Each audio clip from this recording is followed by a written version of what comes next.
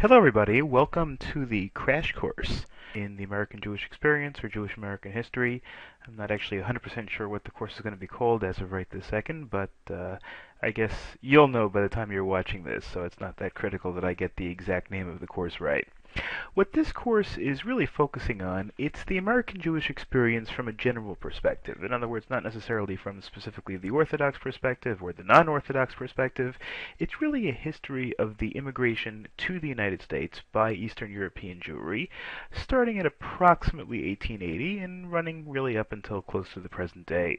We'll discuss where the Jews were before they came over from Eastern Europe. You're talking about, of course, the primary immigration to the United States by Jews. Jews have come from many different places at many different times, but the primary immigration from Europe to the United States came via Eastern European Jewry between approximately the year 1880 and through about World War II.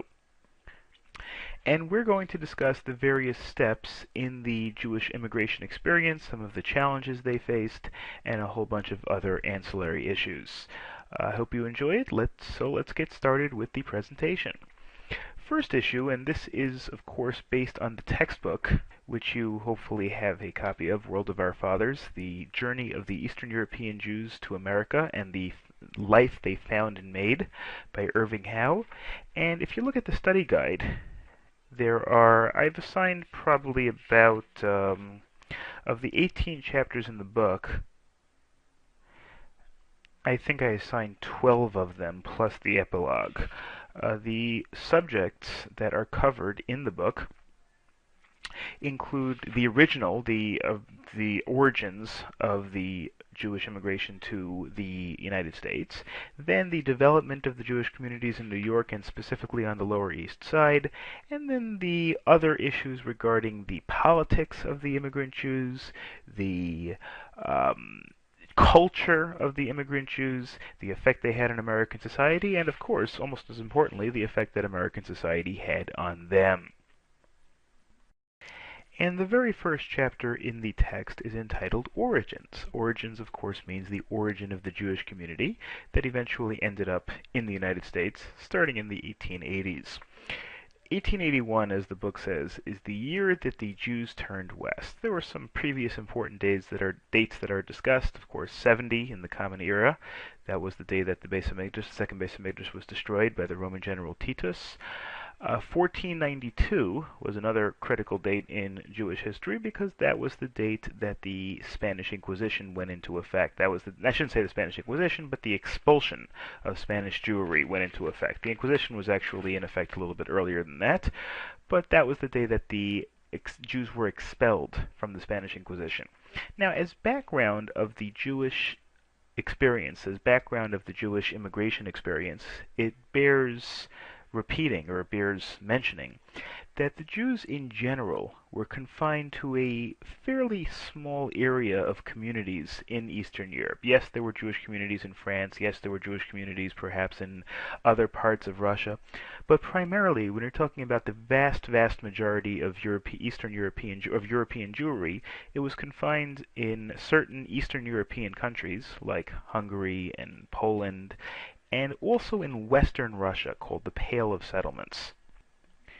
And to help aid with this, I'm going to give you a little bit of a map over here. I mean, maps, the reason why I'm doing this now is because maps are going to be critical, or geography is critical in this course in general.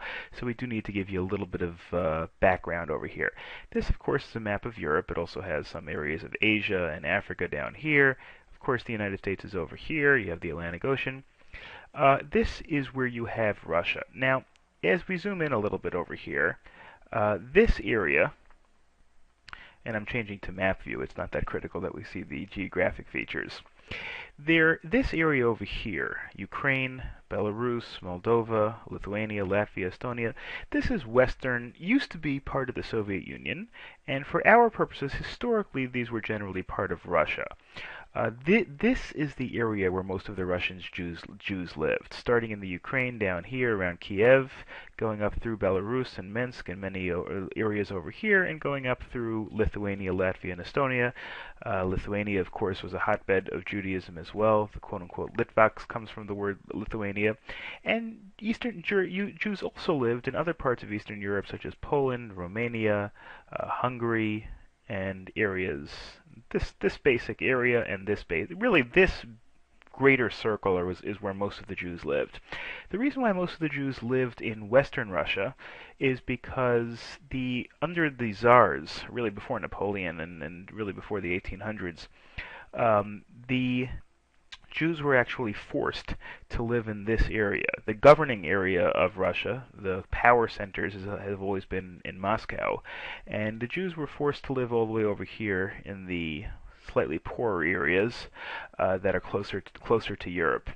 And even though this prohibition against Jews living in other areas in eastern Russia, let's say, was eventually lifted, most of the Jews who had lived there were either too poor or too entrenched to move, and so they pretty much stayed there. And most of the people that we're going to be looking at in terms of immigrants to the United States really fit into three categories. There were the Russian Jews that lived in this area, Belarus, Ukraine, Lithuania. There were the other Eastern European Jews, the Polish Jews, the Romanian Jews, Hungarian Jews, and then we had the German Jews. The German Jews were, as we'll see a little bit later on in the presentation, had a little bit of a different experience than the Eastern European Jews, but certainly German Jews also accounted for a substantial portion of the Jewish immigrants to the United States.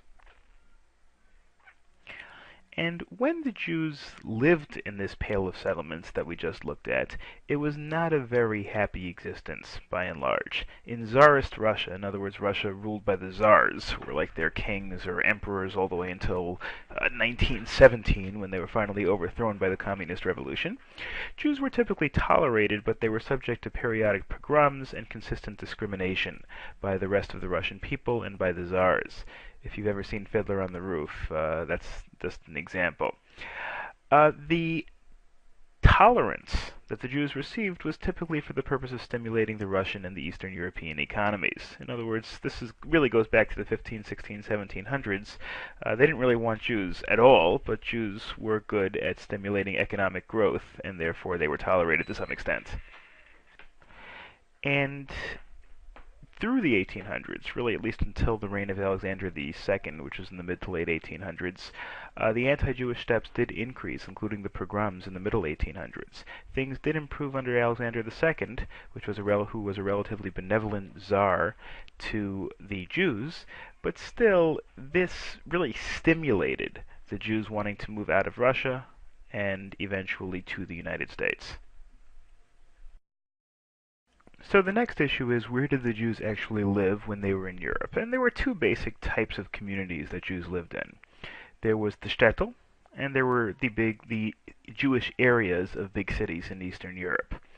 The shtetl was a very small and very insular community that Jews tended to live in, little villages out of the way. The conditions in the shtetl, although sometimes it's glamorized in today's day and age, the conditions in the shtetl were typically very harsh, and virtually all effort was required in order to maintain a living, in order to maintain a livelihood. That is actually one of the important themes we'll see a little bit later on in the course, and that is when Jews came to the U.S. and maybe had a little bit more affluence than they did in the shtetl, things obviously changed very much in Jewish culture. In fact, in the shtetl, grinding poverty and really struggling to have the bare necessities was a way of life. So the shtetl is actually more a small city than a picturesque country village. Sometimes we picture a shtetl as being this leafy, rural, farm-laden community where everything was spread out and there was plenty of room and grass and everywhere. The shtetl wasn't always like that. A shtetl was more like, it was a small area, it wasn't a big city, but it was probably much more compact and much more city-ish than perhaps what we look at. And In the shtetl, there was, of course, a tremendous amount of scholarship, typically with on Torah and Orthodox thought. Scholarship was regarded as a way of a release from the grinding daily tasks of earning a living. And scholarship, and especially teaching children, had a sacred place in the shtetl. That, of course, would continue as Jews came to the United States. The focus on education and the focus on scholarship would certainly continue in the United States, but the shtetl is where it got its original start. Then, of course, there were the cities. There was Warsaw, there was Kiev, there was Minsk, there was Budapest, Bucharest, and a whole bunch of other Eastern European cities where there were substantial Jewish communities. And these were made of Jewish people who had probably moved from the shtetls at one point or another, but they were able to become successful in business and they moved to a big city. Either they moved to a big city to manage their business from there, if they had a business with headquarters in Warsaw, or if they managed a store or a distribution place in Budapest, well, then they had to move to the city, or they moved to the city simply to get away from life in the shtetl. Life in the shtetl may have been idyllic in some sense, but life in the shtetl could also be very difficult. And if there was an escape from Jews that could afford to move to the city because of their business interests, very often did so. In the city, the Jews typically had more time available to them, away from the grinding poverty and the struggle to eke out an existence, and many of the Jewish scholars or the cultural contributors did come from the city because of the fact that they did have more time available to them. And although in the shtetl typical language was Yiddish, regardless of where the shtetl was, the richer Jews in the cities were more likely to speak their native languages, or even to speak Hebrew, than the shtetl Jews who typically conversed in Yiddish. Certainly in many German communities, for example, the Jews that lived in the cities would typically speak German, and the Jews that lived in Warsaw may have spoken Polish, whereas the Polish shtetls almost certainly spoke Yiddish.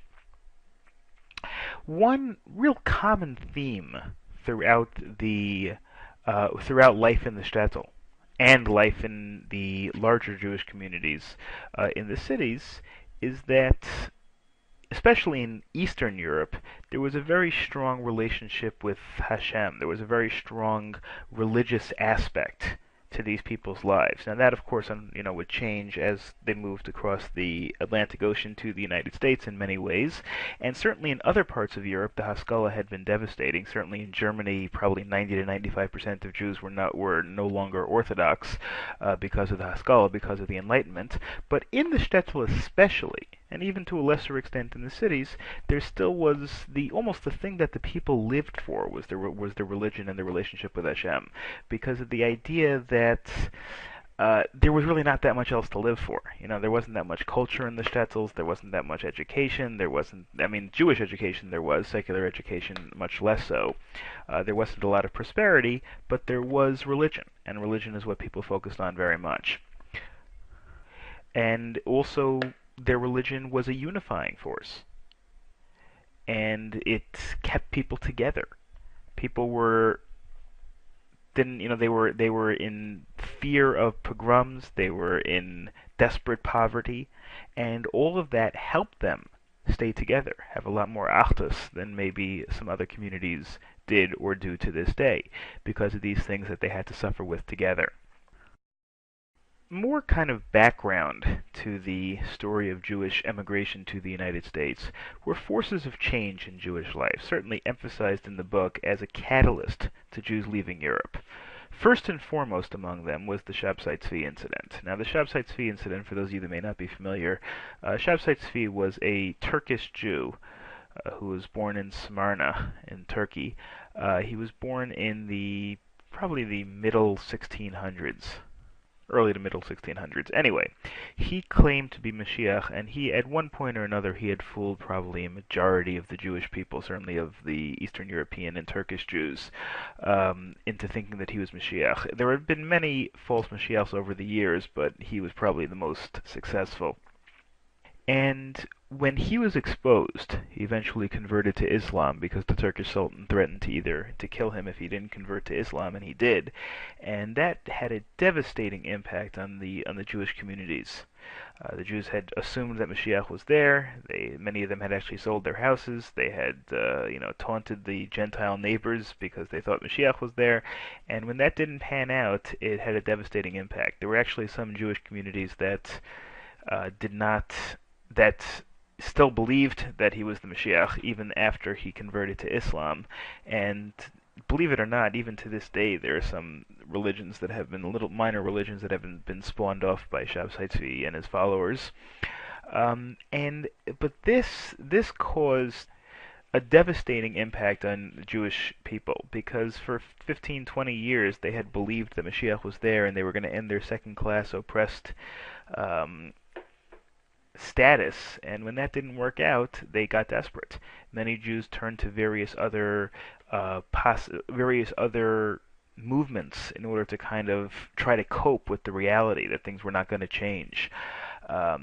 Things like the Musar movement, the Hasidic movement, even the Haskalah, the Enlightenment, which was the really started in Germany in the 1700s and led to most Central European Jews leaving and becoming not Orthodox anymore. Many people think that had its roots in the Shabtai Tzvi incident, that people were just so desperate, people were unwilling to continue the status quo. And the Shabtai Tzvi was exposed in 1660 something, 1666, I believe, if I remember correctly. And the Haskalah had its roots, well, probably a good number of years later, but at least that's one possible theory, that actually may have led to the Haskalah to some extent. There was also, of course, the Hasidic movement. The Hasidic movement is really not so much of what we have in terms of Hasidim today. The Hasidic movement of the 1700s and 1800s focused more on joy and happiness of life than on traditional scholarly-based Torah. Today, the Hasidic movement is kind of a little bit of a hybrid between those two things, and certainly focuses a lot more on Torah than the Hasidim of the 17 and 1800s did. But in those days, Hasidism was based on the idea that the same old scholarly emphasis was just, I guess, depressing, for lack of a better term. There's also the Musar movement, and Rabbi Yisrael Salanter, of course, in the 1800s, and that was based on the idea of ethical purification. So whereas traditionally Jews had focused only on Torah and knowledge and halacha, these movements of the 17 and 1800s focused a little bit more on different things. The Enlightenment, of course, on secular pursuits, Hasidim on happiness and joy, and the Musar movement on ethical purification rather than just Torah. There were also other subcultures among Eastern European Jews, among the non-Orthodox, but even to some extent among the Orthodox as well. There was Zionism. Zionism, of course, under Theodor Herzl, lived in the mid to late 1800s, was the idea of establishing a homeland, a Jewish homeland in modern-day Israel, which, of course, eventually did come to fruition in 1947. But that was the idea, not necessarily a religious idea. Zionism, generally speaking, was not a religious idea, and to this day remains a non-religious idea, is the idea of establishing a Jewish homeland in what is today Israel. Socialism. Jews very often supported socialism. Of course, Karl Marx himself, who is considered the godfather of socialist and communist thought, himself had Jewish background. Socialism is something that poor people in general, and for that reason Jews as well, had a strong inclination towards, especially in Eastern Europe. There's also an idea of Yiddishism, which will become very important as we move along in this course. Yiddishism is, again, it's not necessarily based on a religious principle. Yiddishism is based on the idea of the Jews, and the Yiddish-speaking people specifically, having a separate culture, really dedicated to the preservation of Yiddish culture, not necessarily of Jewish and not necessarily religious anything, but dedicated to the preservation of Yiddish culture and Jews as kind of like a separate cultural entity. These are three movements that would have extremely important ramifications on Jews as they moved along into the United States. Some huge cultural figures of Eastern Europe that, again, we're going to come back to as we move along. But these are, again, not religious figures, but figures who had a very strong cultural impact on the Jews of Eastern Europe. There's some people that you might have actually heard of. There was Mendel Milcher Sfarim, who is considered the grandfather of Yiddish literature, probably the most prolific and most important Yiddish language writer. Then there was the famous Shalom Aleichem, who was a prolific Yiddish playwright and author, and his narratives were notable for the naturalness of the character's speech and his description of shtetl life. Very often, people's impression of what shtetl life was like is based on the writings of Shalom Aleichem. He was also an advocate of Yiddish nationalism, or Yiddishism, as we just discussed.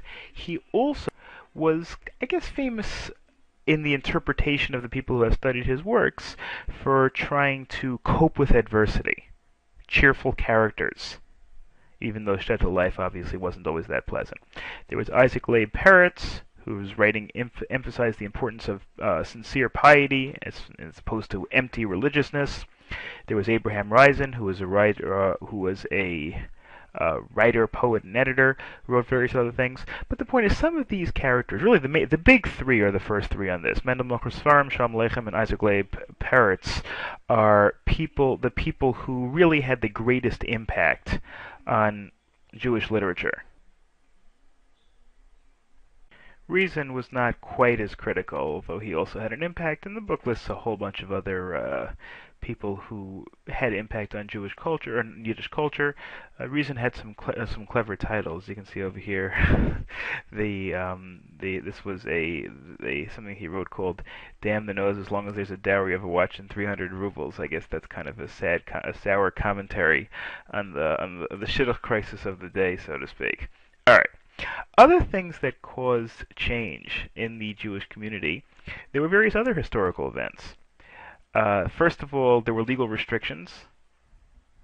There were legal restrictions on what the Jews could do in terms of making a living, and socially. That's one thing that caused them to leave Europe. Napoleon's emancipation blurred the class lines and decreased the Jews' role as economic middlemen. That means that historically Jews always provided services as bankers. There were various reasons for that. One reason was the Catholic Church prohibited the charging of interest, and so therefore the non-Jews couldn't do it. Jews had certain talents in terms of economic policy and banking, but basically because after the early 1800s, when Napoleon basically changed the way Europe ran, and everywhere he went he brought Enlightenment principles with him, there wasn't that much of a class structure where the Jews could fill the role as bankers, and that took away a little bit of their ability to have a consistent role in terms of making a living. Shtetl residents often moved away from the shtetl to get away from the shtetl, but very often ended up in bigger slums. The increased development of socialism and radicalism among Jews also, of course, helped spur the emigration from Europe. And Jews of the late 1800s in general sought to escape these conditions by emigrating away from Europe. Okay, so that describes some of the reasons why Jews actually left Europe. Now let's look at some of the specifics. And now we're getting into chapter 2 of the book. It's an incredible statistic. In the 33 years after the assassination of Alexander II, who was generally good to the Jews, approximately a third of European Jews left, tried to emigrate to the United States, most of them successfully. Also, positive reports of the Jews who actually got to the United States and sent back letters, and we'll see their life wasn't exactly easy once they got here, but at least it was probably better than the life in the shtetl and the big cities in Eastern Europe. They got letters back saying that life is a little bit better here. And the worsening conditions in Eastern Europe, the increased pogroms, and the worsening conditions in general caused Jews to want to leave. A small number of Jews, a minority, wanted to leave for ideological reasons because they were morally opposed to the corrupt and backwards Eastern European governments.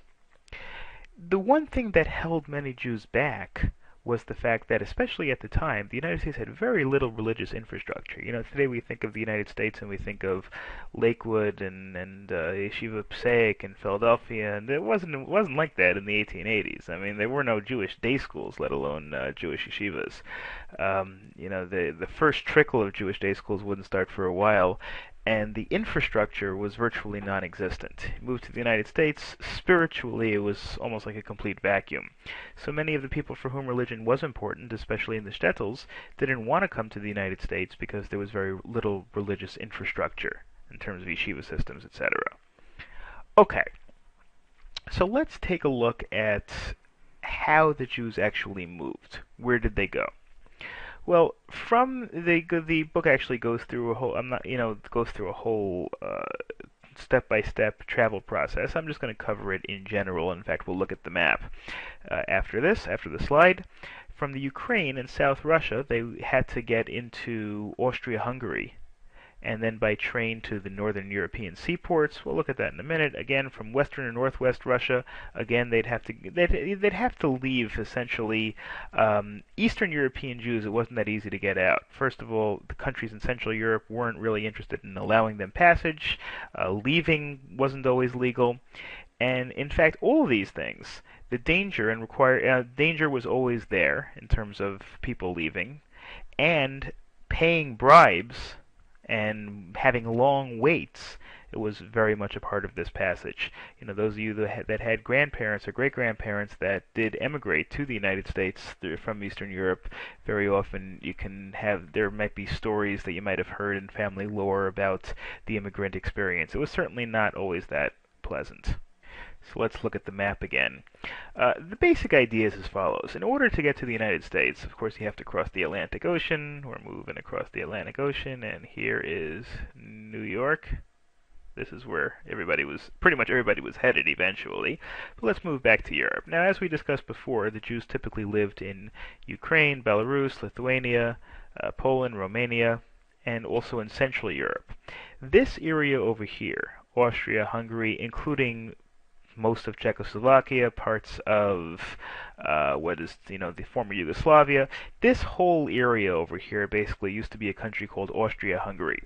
Austria-Hungary was one of the central powers during World War I, and as a consequence, after World War I, they were broken up into a whole bunch of little countries rather than one major empire called Austria-Hungary. So there were Jews that lived over here in Austria-Hungary. There were Jews that lived in Germany. There were Jews that lived in this area called the Balkans, in the former Yugoslavia, Romania. Then, of course, there were Jews that lived in Poland, and there were Jews that lived in these areas. So Jews that lived in the Balkans over here, or Austria-Hungary, or Germany. I'm sorry, let me back up for a second. Everybody had to get to a seaport, to a major seaport, in order to leave Europe. Typically, the seaports, the most common ones are over here. Amsterdam, Hamburg, which was in northern Germany, and ports in northern Europe over here. It was also possible sometimes for Jews to leave from ports in the Baltic countries, in what was Russia then, Riga and Tallinn, which were in northern Europe over here. But most Jews had to get to these ports in order to get passage. Once they got to these ports, as long as they had the money, they could pay for passage to the United States. The immigration policies of the U.S. were much more lax than they are today. So Jews that already were in Central Europe, Jews that already were in Germany or Austria-Hungary or Romania, could simply get passage. It was usually legal to go through this area. They could just simply get passage to Hamburg or to Amsterdam, and it really wasn't as big a deal. Their hardest thing was getting the money to get passage on a ship and to make sure to actually get that passage. If you started out over here, it was much more difficult. I started out in Ukraine, Belarus, Lithuania. Germany and Austria-Hungary, which were the big Central European powers, were not really interested in having the riffraff from Eastern Europe get into their country. So if you were in the Ukraine, you very often had to sneak across the Austria-Hungarian border illegally, just in order to have a chance to get all the way to the northern European ports. If you were in northern Europe already, again, you can go through Poland, but again, you might have to sneak into Germany illegally in order to get to these ports. Or if you could arrange passage from Riga, of course, that saved a little bit of time and energy. very often people would get passage from Riga to Northern Europe. There may not have been ships going from Riga all the way to the United States, but they may have gotten passage from Riga to other Northern European ports. Actually, with my great-grandfather, originally lived in Belarus, and when they left much later. But when they did leave, they ended up staying in I think Latvia for several months, and Riga for several months before they got passage to Northern Europe, and from Northern Europe they eventually got passage to the United States. One thing that did help in the immigrants' process was the fact that the people along the way whose permission they needed to immigrate to the United States were relatively favorable. First of all, German Jews were typically helpful of Eastern European Jews to make their journey safer and easier. Remember, as we saw, many of the Jews in Eastern Europe had to go through Germany in order to get to those Northern European ports, and the German Jews who were in Germany were helpful to them. Americans also were generally open to immigration. A little less so for Eastern Europeans and Jews, but certainly the immigration policies of the U.S. then were a lot more favorable than today. Today you have all sorts of waiting periods and everything. As we'll see, then you could just kind of land at Ellis Island, and as long as you had, as long as things, generally speaking, you were healthy and maybe educated, whatever it is, you had a pretty good chance of getting in. Jews in the United States were a little nervous at first at the people coming. Basically, the Jews who already did live here in the big cities, they didn't want so much competition for jobs, but eventually they did assist with the immigration and integration of Eastern European Jews. So those things did certainly help. Also, of course, many Jews, with or without the friendliness of the recipients, were very enticed by the prospect of coming to the United States.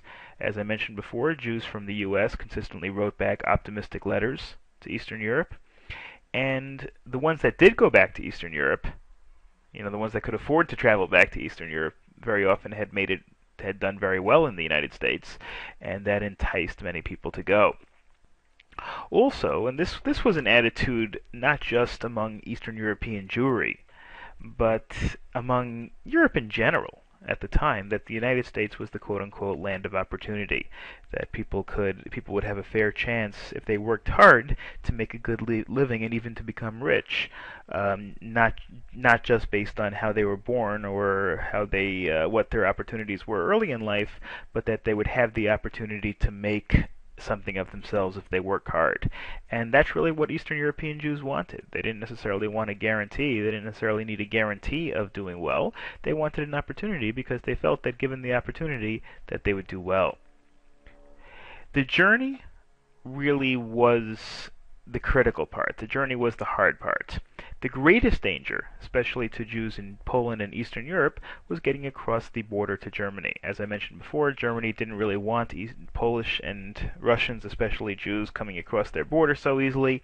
They didn't allow it.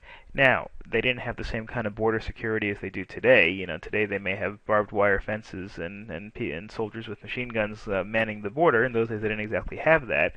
So smuggling and sneaking across the border was not nearly as difficult. But it was still fairly dangerous. Groups of refugees were often robbed or held for ransom or double-crossed by the people that promised to get them across the border into Germany. Once in Germany, however, the Jewish organizations in Germany, as I mentioned before, typically did try to take care to make sure that they were as comfortable as possible. And, of course, one thing that the Jews and all immigrants had to make sure is that they didn't catch any diseases, because even once you got to Ellis Island in the United States, if you had a disease, you could be held or sent back.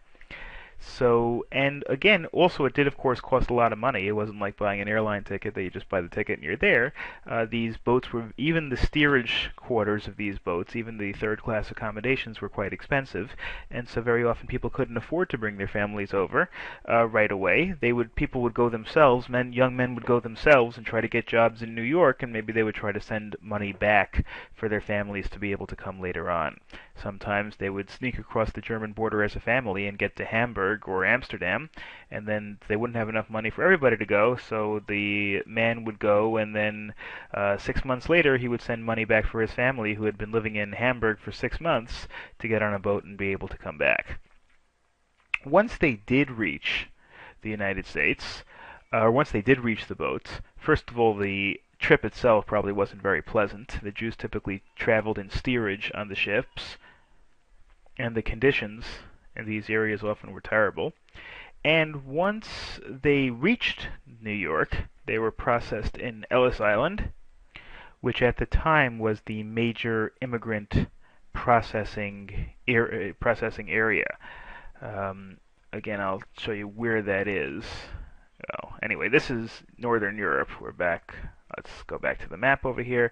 These are the ports where the Jews would typically take off from: Hamburg or Amsterdam, Antwerp.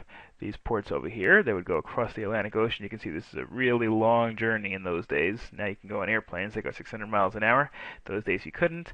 The major area where the ships would land would be in the city of New York. And as we go down, in those days, the city of New York primarily meant Manhattan. This, of course, is Manhattan, this area over here. The ships would come from the Atlantic Ocean, which was over here. They would come up through the lower bay into New York Harbor. And once they were in New York Harbor, the ships would land right over here at Ellis Island. Here's Liberty Island, where the Statue of Liberty is. Here's Governor's Island. This is, of course, Lower Manhattan. And primarily, even though New York City is now much bigger than this, and there's a lot of, the population is enormous going out in Brooklyn and Queens also, but in those days, especially in the 1800s, this is where New York really was, Lower Manhattan, this area. From the Battery up to, not that further up. All the way up here was still kind of suburbs, where Central Park is. But over here, where you had Ellis Island, that's where all the immigrants would have to land. And once on Ellis Island, they were kept pending physical and mental examinations. Questionable ones that might not be mentally competent or might have diseases, were held in cages. I'm sorry, I'm laughing, but they were literally held in cages with a tag on it that says, maybe crazy, or maybe might have typhus, or might have cholera or something. People that were found to be mentally or physically defective could be sent back to Europe. But I guess the good part is that if you were found to be physically and mentally sound, you were probably going to be left into the United States. And that change, the transition was helped a lot by Jewish organizations such as the Hebrew Immigrant Aid Society, or the HIAS. This was a Jewish organization that was established to try to make things easier for the Jewish immigrants. They would be on Ellis Island to try to mediate conversations with immigration officials. The people that came over may only speak Yiddish or only speak German or something, and the immigration officials, as you can probably imagine, spoke English. And so they would try, these Hebrew immigrant aid officials would be there to try to interpret, to help the transition and help the immigration officials understand what the immigrants were saying. They would protest the conditions in steerage to the European shipping companies if the conditions were particularly bad, on the ships, as they very often were. They would keep the immigrants away from con men who were trying to take advantage. As you can imagine, people landing in the United States for the first time, not even knowing the language, really having no idea where they are. This is back in those days where there was no such thing as an airplane, and they were 4,000 or 5,000 miles away from home. And not really having any idea where they were susceptible to people who would try to rip them off, try to steal their things with promises, etc. They would also give advice and bulletins to the new immigrants, and to fight against anti-immigration groups and groups that want to place restrictions on immigration. So the Hebrew Immigrant Aid Society, as you can probably imagine, were a tremendous help in integrating the new immigrants to the United States. An American reaction, in spite of the Hebrew Immigrant Aid Society, was not always favorable to the immigrants. While many businesses were happy to have the new labor pool, people that were running sweatshops were happy to have people coming and working in their sweatshops, there were many people, nativists so to speak, who were upset at the introduction of the competition and these uncultured, the unwashed masses, so to speak, from Eastern Europe. These did lead to immigration restrictions, where even though the immigration policy was much more to do things like, even though the immigration restrictions were much less than they are today, still there were certain movements to tighten up the borders a little bit. This led to things like broadening excluded classes. to say that people who can't sustain themselves financially, people who can't work to sustain themselves, can't come in. People who didn't pay their own fare to the U.S. can't come in. People who certain political ideologies, maybe Marxist, maybe radicals, anarchists, people like that couldn't come in. People who were illiterate in their own languages very often were excluded, based on the idea that they weren't going to make much of a contribution. On the other hand, Jewish Americans, including people like Lewis Marshall, named just a name in the book, led organizations such as the American Jewish Committee to try to fight against immigration that prejudiced immigration policies. Okay, which Jews generally did come to the United States? Well, obviously, you don't have the statistics like you do today, where newspapers will report, to the exact percentage where everybody comes from, but still there are general trends that we can deduce from the historical records. First of all, whole families came rather than single individuals. Families that found it very hard to make a living. People very often would move their families over to New York to try it because they couldn't make a living for their entire family in Europe. People that came tended to be younger. Generally speaking, it's always easier for younger people to move. They have fewer routes. They can come a little bit. They can travel a little bit easier, etc. Immigrants did come to settle permanently in the United States. They did not generally come just to make money and go home. Sometimes you have people from Central America that come to the United States, or Mexico that come to the United States just to work and go home, work a little bit and save some money and go home. That wasn't really true in the case of the Jewish immigrants. And as the book points out, the immigration could be viewed as just really one more step in the relocation of the Jews. First it was from the shtetl to the cities, and then from the Eastern European cities to the American cities. Okay, now we get into the third chapter over here in the book, and we start getting into the early Jewish settlements in the United States. Now, of course, today there are many, many, many Jewish communities of varying sizes and importance in the United States. In those days, really almost all of the Jewish communities sprung from the immigrant Jewish community on the Lower East Side. Most of the people, when they got through Ellis Island, they were able, where's the map again? Yeah, here's the map. Once they got off Ellis Island and they were allowed to take a boat to Manhattan, they were allowed to take a ferry to Manhattan. They got off on Battery Park and they didn't have far to go because the Lower East Side is around here. See, actually, you can see on the map it says Lower East Side.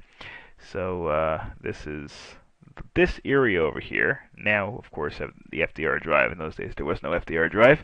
But this area over here in the Lower East Side, this is where the Jewish community really sprung up, really south of Houston Street, and probably east of the Bowery. This kind of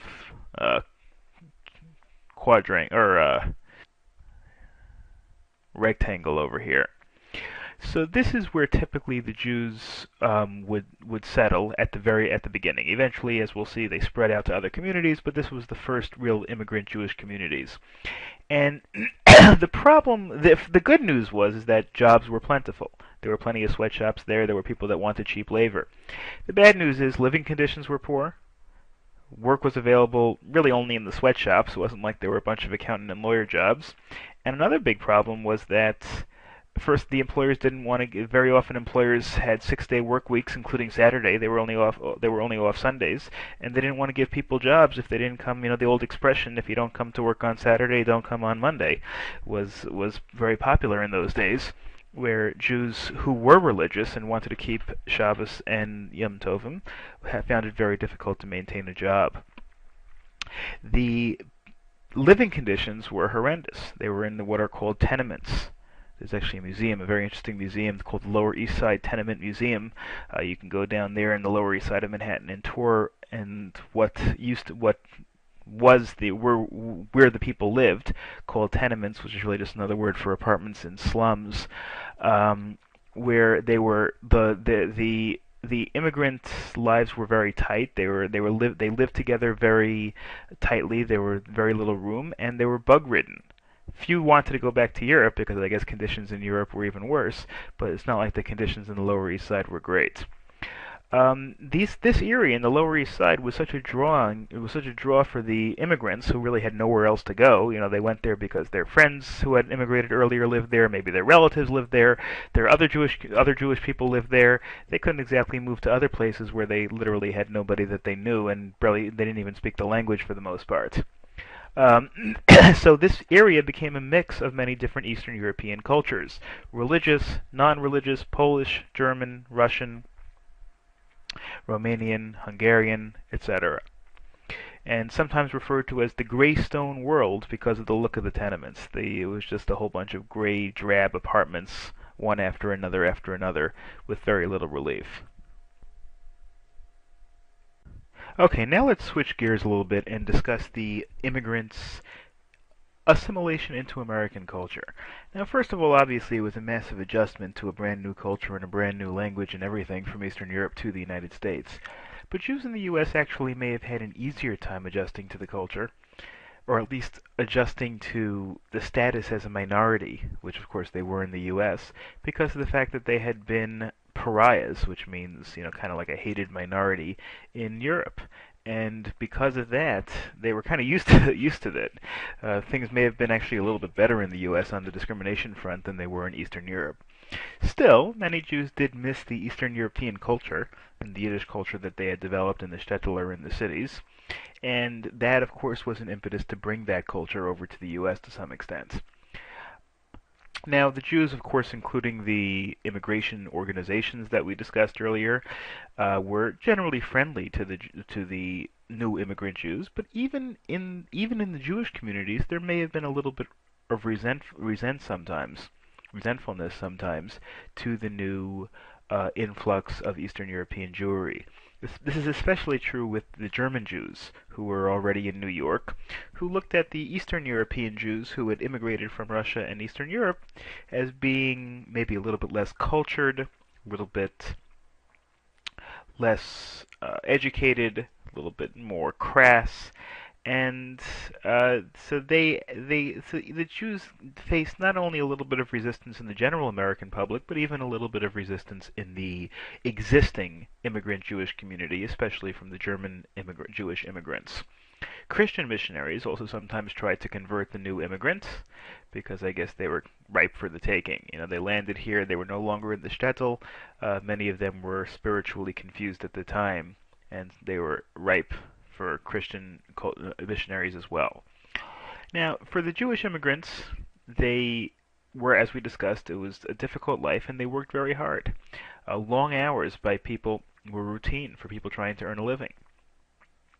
Jews did tend to work very hard in their new environments, whether they were managing something or working in a sweatshop or whatever they were doing. They worked very hard to try to provide for their families, and very often to try to provide for their families back in Europe as well. Torah study in the late 1800s, when these immigrants very often took a backseat to economic activity. Generally speaking, although the wave of Jewish immigrants that came over during World War II very often tended to stay Orthodox as time went on, as the decades went on, that wasn't really true of this wave of immigrants. This wave of immigrants from the 1880s, 1890s, 1900s, by and large, especially a generation or two down the road, tended to become non-Orthodox, tended to become not from.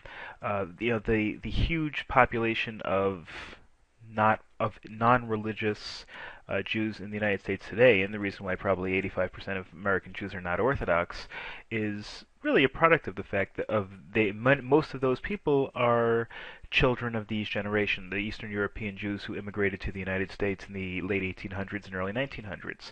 They didn't stay Orthodox, and one of the reasons is because Torah study and religious studies in general took a backseat to trying to earn a living. They came over, they had to work extremely hard to make a living, and they just didn't have the time or the energy to study Torah. And that's one of the reasons why many Jews, as we discussed before, many Jews remaining in Eastern Europe were warned not to come to the U.S. by religious authorities, because of the fact that the people that did come here really kind of lost their religion a little bit. And that's one reason why many Jews actually stayed in Eastern Europe. Jews often, in order to escape the sweatshop, became salespeople, became door-to-door salespeople. They became peddlers. And this may have been a little bit less tedious and a little bit less difficult than working in a sweatshop, working in a factory. A sweatshop, by the way, I don't know if I've defined it before. It was like a factory where people work long hours to make things like, clothing and toys and things like that. Jews, even though being a peddler was very difficult and very depressing work, and in fact was little more than house-to-house knocking, kind of a door-to-door salesperson, it was still very often better than working in a sweatshop for many people. There was actually a poll about immigrants, a very famous poll called the Baron de Hirsch poll. Let's look at some of the numbers. More than half, there were over 110,000 people that were studied over here of Jewish immigrants. You can imagine there were tremendous numbers of Jewish immigrants from Europe at this time. Of these people, more than half of them were children. Over 22,000 was employed, and of those, 13,000 of those, which is about 60% of the entire number, were shop workers in the needle trades. Essentially, they were working, creating things like in a sweatshop. There were 1,540 shopkeepers, and 2,440 of them described themselves as peddlers. They worked in the garment industry, especially purchasing and running factories. So most of the Jews became factory workers, shop workers, peddlers. Some Jews that did well also made strides and worked in the garment industry. They worked in the garment industry and also supervisors of people who worked in the store. Supervisors would live in the apartments over the factories to kind of supervise and make sure that they were running day and night. And this was actually a good thing also, the supervisors, because if they were the supervisor, they could make the determination whether to work on Shabbos, and that's why some Jews were able to avoid doing that. Okay, and next we're going to segue into some various other aspects of Jewish life. One thing emphasized by the book was the organization called Am Olam. Am Olam was a group formed in Russia actually, back in the 1880s, that sought a radical escape from the economic ruthlessness that had plague the Jewish people. In other words, trying to make generally a better society for people who are poor and Jews specifically. And once the immigrant community moved to the United States, of course, elements of this group also moved to the United States, and they created a new Jewish community in the United States, like a new sub-organization. And their idea was basically established on socialist principles, on the idea that rather than having everybody intertwined, making all their money working in the sweatshops, working for non-Jewish sweatshop owners, instead their idea was to create like a kibbutz-like structure, kibbutz-like economic structure. I don't know how many of you are familiar with the Israeli kibbutz movement, but basically what the kibbutz movement is that rather than working as part of the economy of a city, a bunch of people move into an open area, maybe a farm, a research area, and they all pool their resources together. Rather than everybody trying to make as much money as they can, the whole community makes money as a whole, as an entire economic unit, and they give out the money equally, or pretty equally, to all the individuals in the community. So it's kind of like a commune, kind of the sort of thing where it's really built on socialist principles, where everybody should work for the benefit of the entire community and everybody should be treated relatively equally. The idea is that this would keep the product within the community and would give everybody a chance at a better life. And this was certainly successful later on in Israel, but it wasn't so successful in the United States. They did set up colonies in the South, in places like Louisiana and Arkansas, Am Olam trying to create these ideal communities, but they didn't really work because of, there are a whole bunch of reasons. Basically in the book there are interesting stories about how they failed, but very often they failed because of natural disaster, disease, hurricanes, flooding, things like that. Internal dispute also hurt the movement. So Am Olam was kind of like a precursor to the kibbutz movement, but it didn't really work. Now, the tenement life, back to the Jews in the Lower East Side. The tenement life, of course, the tenements, the apartments were very small, and families, not only did they have to live in these very small apartments in the tenements, very often they would have to take on boarders in order to help make ends meet. they couldn't afford to pay the rent by themselves, so they took on single people who would help pay the rent in exchange for living there. And tenement life was so dreary and so harsh that escape from the tenements was essentially considered a goal of every person who had the opportunity. As soon as you were rich enough to move to a separate area, could be within the Lower East Side or within a different community in New York, people did.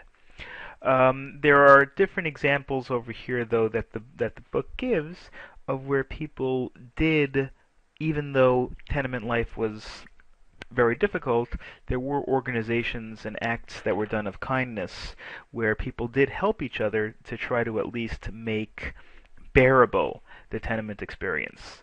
Lillian Wald was an example who provided care and medicine to hundreds or thousands of tenement families. Jacob Schiff, who was actually a wealthy person, who was a philanthropist of German Jewish origin, was involved in various charitable causes to try to help the Jewish population. Next, let's look at the issue of religion. Now, I mentioned this before that many of the immigrants that came across, probably most of the immigrants that came originally were Orthodox, were originally Torah Jews. This changed as it went along, but let's take a look at how that changed. First of all, of course, when the immigrants came over, there were no yeshivas, there were no Jewish day schools, there was very little religious infrastructure at the beginning. Certainly in the 1800s, and before the immigrant wave, there was virtually nothing. So when the Jews came over, when they did develop the funds to do that, first of all, they did build shuls, very often large, impressive shuls with impressive architecture. Many of those shuls are still standing, probably more so even than the shuls that are built today in terms of impressive architecture. They did want to preserve, certainly, the Jewish culture at least. And very often they did hire malamdim to teach Torah to the children who were attending public schools.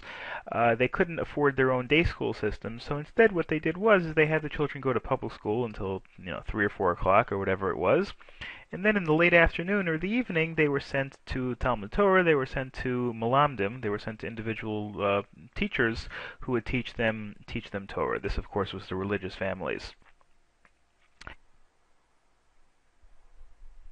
And one of the things that many of the immigrants wanted to be these malamdim. Malamdim had a good job. First of all, if they were religious people, they were trained for it almost inherently. To be a malamed, all you really had to do was to know a little bit about Torah. And second of all, it was much less difficult than working in the factories. Teaching Torah to children wasn't as hard as sewing new clothing for 16 hours a day. Now, the problem with this system, of course, they had a lot of malamdim, and they had willingness of the parents to set them up, but the problem is that it was very difficult for the children. The public schools, especially in those days, were designed to be full-day activities. They weren't designed to, end at 12 or 1 o'clock and then do stuff in the afternoon.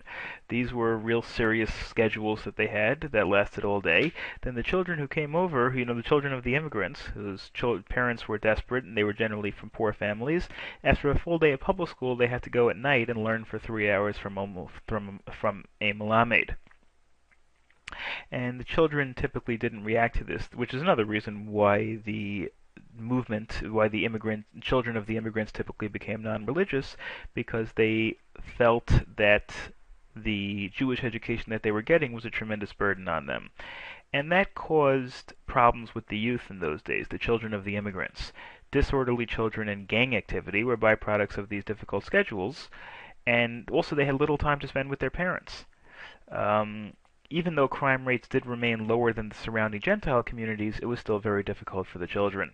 Their parents were working in a sweatshop. Maybe there was only one parent there, another might have been back in Europe, who knows? They didn't have much extended family. Their extended family might have been back in Europe. They lived in squalor with boarders and tiny little apartments, and they had to go to public school all day, and they had to go to a malamed at night. It was a fairly difficult life for the children. Now we're going to switch gears a little bit. Until now we've been discussing the experience of the immigrants and the life that they found here. Now I want to move a little bit, as the book does, to the culture and the thoughts, the thinking that was done and generated by the Eastern European Jewish immigrants. First of all, we had the Yiddish theater. Today you don't have that too much, but in those days they had actual plays and things that were put on in Yiddish for the benefit of the immigrant population, which still mostly spoke Yiddish, of course. They even had quote-unquote sweatshop poets, people that had to work in the sweatshop all day, but while they were working or during their scarce free time, they were able to put together poetry and works of literature, and they were called the quote-unquote sweatshop poets. These were generally the cultural figures in the 1880s and 1890s in New York were typically left-leaning, socialists, communists, liberals, and they were very often anti-religious or anti-orthodox and promoted left-wing political philosophies like socialism and anarchism. Socialism is the idea that it's the opposite of capitalism. Socialism is the idea that the everybody should be equal and people shouldn't be allowed to hoard money. And anarchism is the idea of getting rid of the government, having no government at all. And anarchism isn't really that common today. I mean, today you call somebody an anarchist, that's automatically considered an insult. Back in the 1800s, anarchism was a little bit more of a popular political philosophy. I mean, there's nothing to do with Jews, but Sacco and Vanzetti, the two Italian immigrants who were executed on probably false murder charges in the 1910s, were anarchists, which is one of the reasons why they had so little sympathy from the government. But anyway, so the people that generated this Yiddish culture, they were generally not religious, and they were left-leaning in terms of their causes. They also had a natural prejudice towards the shtetl, because the shtetl mentality they looked at as being backwards and weak. So the people who did generate the culture, they would, either make fun of or deride the shtetl experience. They felt that they were, I guess, now in a better place.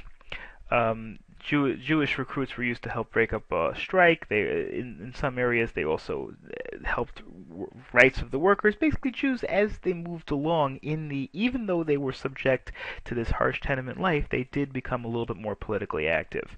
And in that political activity came, quote-unquote, radicalism.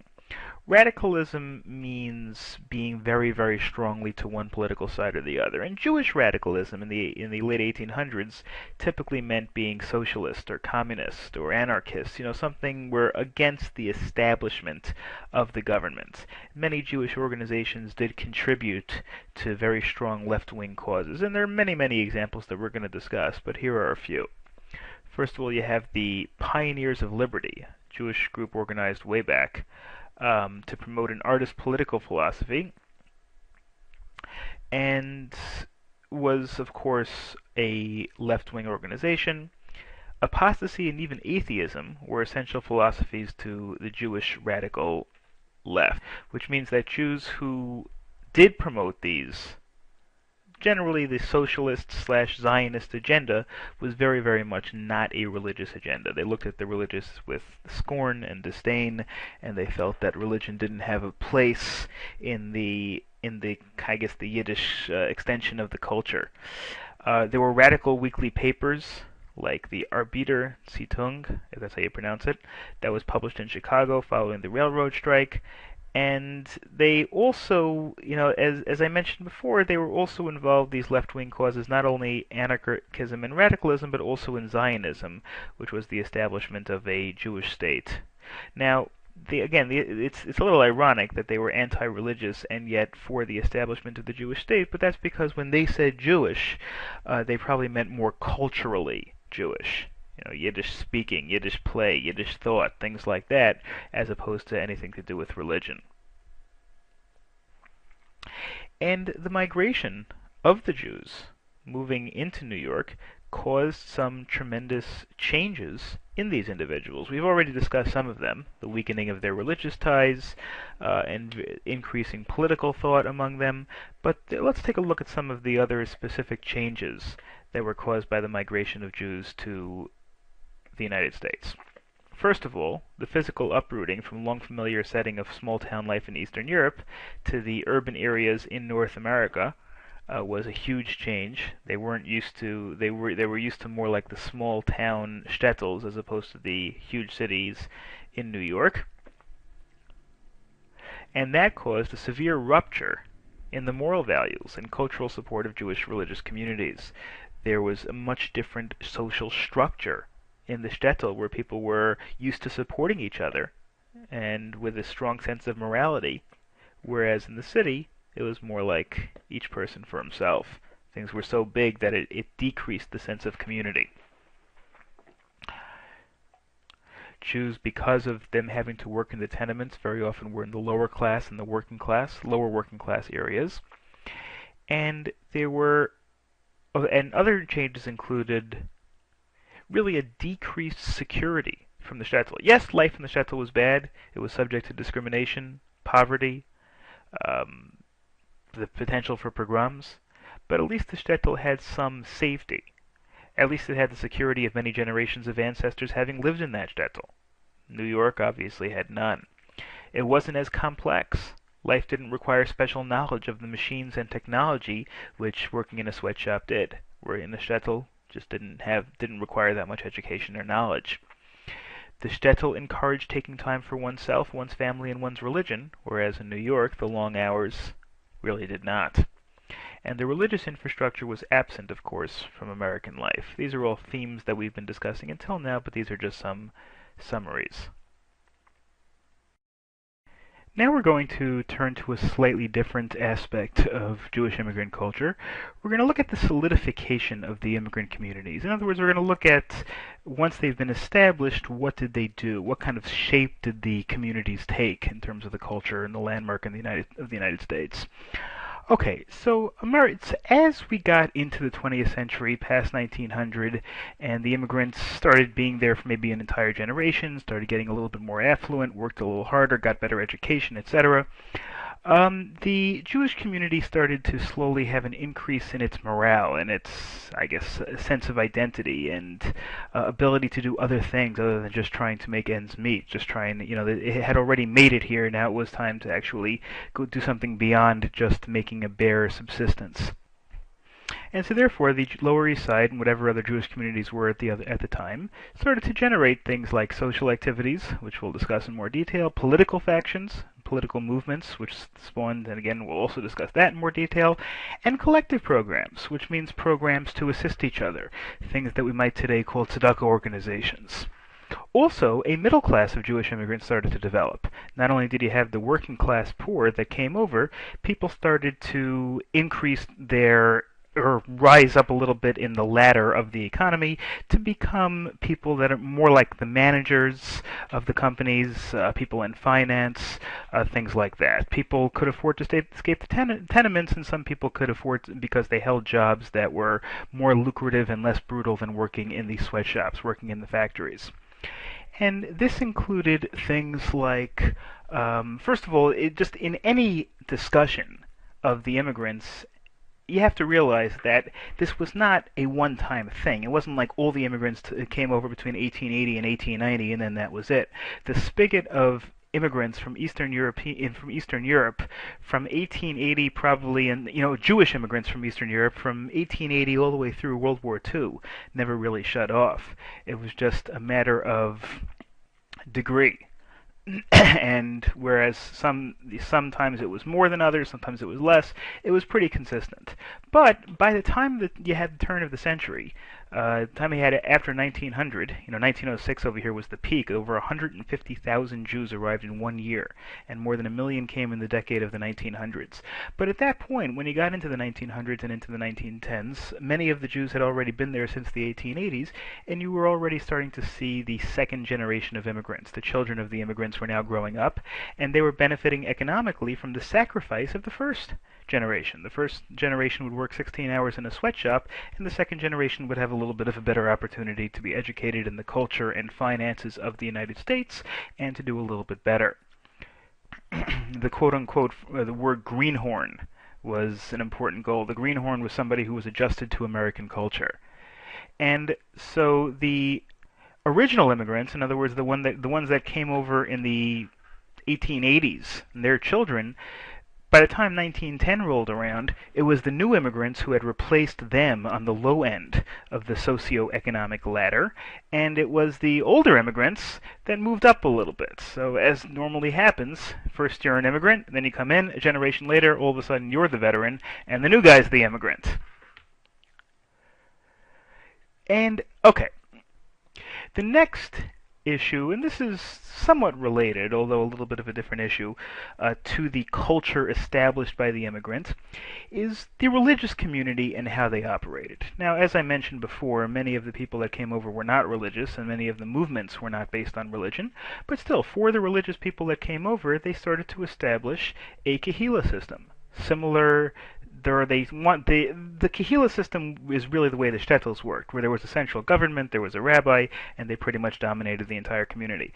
It didn't really work to the same extent of the United States. I mean, as we'll see, they did have shuls and rabbis, etc., but they did not have the same level of central governance. You know, in the shtetl, the rabbi was able to say pretty much anything, and everybody had to listen to the rabbi. There really was no other choice. The immigrants were a little reluctant to have that same system here. First of all, because negative experience in Europe with community leadership was a factor. The shtetl didn't always work out very well from an economic perspective. And also, this was more Americanization. You know, in the United States, it's much more of each individual for himself rather than such a tight-knit community. So, although Jews did form central organizations and shuls, there was no real central governance structure of the communities. And by the way, of course, that still remains to this day. In the United States, you don't really have, in American Jewish communities, with the exception of certain Hasidic communities, of course, you don't really have central governing structures. You don't really necessarily have, a central Besdin that really has the authority to govern over everybody. The idea of a more centralized structure where one group, one person, one rabbi has the authority to govern everybody, that's more the shtetl model. So the next issue I want to turn to is, I guess, the struggles of the Jewish community. There were a lot of good points about the early part of the Jewish community in America, and of course there were some difficult points as well. This is about the frustration that occurred in the Jewish community. There was the incident at Rav Yaakov Yosef's funeral, that RJJ is named after, in case you're not familiar with it. It's a school in Manhattan. But in any case, at his funeral, which was a very famous, very beloved rabbi, as they were walking through the streets during the funeral procession, factory workers were sticking their heads out the window and yelling anti-Semitic phrases and throwing things at the procession. And the Jewish mourners obviously were very frustrated by this, and they're very unhappy by this, and they stormed into the buildings and attacked the people and ran up the stairs and attacked the people who were throwing the things and hurling the anti-Semitic epithets. There was also a riot that occurred in a dispute between Jewish retail butchers and wholesale butchers. That was again there was again a whole long story. I'm not going to go into it, but there was work disputes that occurred between Jews and other Jews, between Jews and Gentiles. Street peddlers felt that they were being harassed by the police, and they held protests over it. And there were this was part of there's also a tremendous concern over the fate of the Jews who were stuck back home. That's why it says over here the German Jews and Russian Jews put aside their differences to protest news of pogroms. Sorry, that should be pogroms, not programs, but pogroms, and petitioned the government to do what it could for the Jews of Eastern Europe. So, I mean, there were a lot of reasons for the Jews in the New York communities to be ill at ease as well. The incident with anti-Semitism of the co-workers, internal disputes, economic disputes, street salespeople being harassed by the police, and of course news of problems with the Eastern European Jews back in Eastern Europe. But as they moved along, and as it became 1910s, 1920s, etc., they became more integrated into American culture. Most Jews of this era, as I mentioned, really stopped being Orthodox and started to assimilate into an American culture, and more stores, as the time period came on, more and more Jewish-owned stores started to stay open on Shabbos. However, Jewish immigrants of all stripes, in other words, of all backgrounds, of all economic class, got together to start certain Jewish institutions: Beth Israel Hospital, Hebrew Free Loan Society, which was an all Jewish credit union, an all Jewish bank, and there would be many of these such organizations, tzedakah organizations, hospitals, banks, credit unions, things like that. So even though most Jews assimilated into American culture at this time, they also stuck together to the point that they helped establish and maintain Jewish organizations to help the Jewish community. And during this time, their Lower East Side started to spread out a little bit, or I shouldn't say the Lower East Side. The Jewish community in New York started to spread out a little bit. Originally, it was pretty much the Lower East Side and a few little tendrils here and there in various other points. But then, as the first generation of immigrants grew up and moved out, and as they became a little bit wealthier and able to move out of the tenements, there naturally arose different Jewish communities around New York City. First of all, some arose in Brooklyn. There were bridges and tunnels that were built in the late 1800s and early 1900s across the East River. The Brooklyn Bridge, Manhattan Bridge, Williamsburg Bridge. And more affluent communities sprung up further uptown, like in Harlem and in other parts in the Upper East Side. Also, some Jewish communities, including Brownsville and Williamsburg, remained a hotbed of Orthodox Judaism, even when the Lower East Side Judaism were practicing less and less. So many Orthodox people actually moved out to these other communities, which became Orthodox enclaves because of the fact that the Lower East Side became more and more secular. However, of course, even to this day, many people remain on the Lower East Side. In those days, it was because they were probably closer to their jobs. Today, well, I guess the Lower East Side has had a little bit of a resurgence in recent years. Just to give you a little bit of an idea of what we're talking about, this is a map of New York. I think we looked at this a few minutes ago as well. This is New York City. This, as we mentioned before, is the Lower East Side. And as you can see, there are now, and have been for a long time, three crossings of the East River. This body of water here is the East River. And you have the Brooklyn Bridge, which is this one, and you have the Manhattan Bridge, which is this one, and you have the Williamsburg, which is this one. And as these bridges and tunnels went up, it became much more convenient. You know, people didn't have cars for the most part in those days. And cars really didn't become common until the 1920s and 1930s. But it was much easier to walk or to take public transportation across the river because of these bridges. So even though you had the Lower East Side over here, you had communities in Brooklyn which sprung up. Here is Williamsburg. As you can see, this is the Williamsburg Bridge. This area is Williamsburg, Brooklyn, which of course remains a Hasidic Jewish community. There's Brownsville, which is, you can see Brownsville over there. Where's Brownsville? Right there. With the little A, because I just searched for it. That's a little bit further into Brooklyn. You can see that. And, you know, there are other Jewish communities that developed. Crown Heights, of course. Eventually, much later on, you had communities like Bar Park and Flatbush, which is somewhere around here. Well, they call it Flatlands, but this area is approximately where Flatbush is today. Those also became Jewish communities. And then you also had Jewish communities further up in Manhattan. Instead of just the Lower East Side, which is over here, you had the Upper East Side, which is way up here. This area is Midtown, and this is the Upper East Side. This area is Harlem, which of course now is primarily an African American community, but in those days many Jews lived there as well. And although Jews did not want a centralized structure, a centralized government, you know, the shtetl mentality, which we discussed a few minutes ago, there still was a need for some level of community. There still was a need for some getting together of the communities to make sure that they provide for the current interest. There was a mayor, a police commissioner in New York named Theodore Bingham, who made some brutally anti-Semitic comments, anti-Jewish comments in 1909. And because of that, just the idea that there were people from outside the community that didn't like the Jewish community, that spurred an effort of the community itself to become a little bit more structured. So the goal of the central community would be to reduce confusion, desperation, and crime among the Jewish immigrants.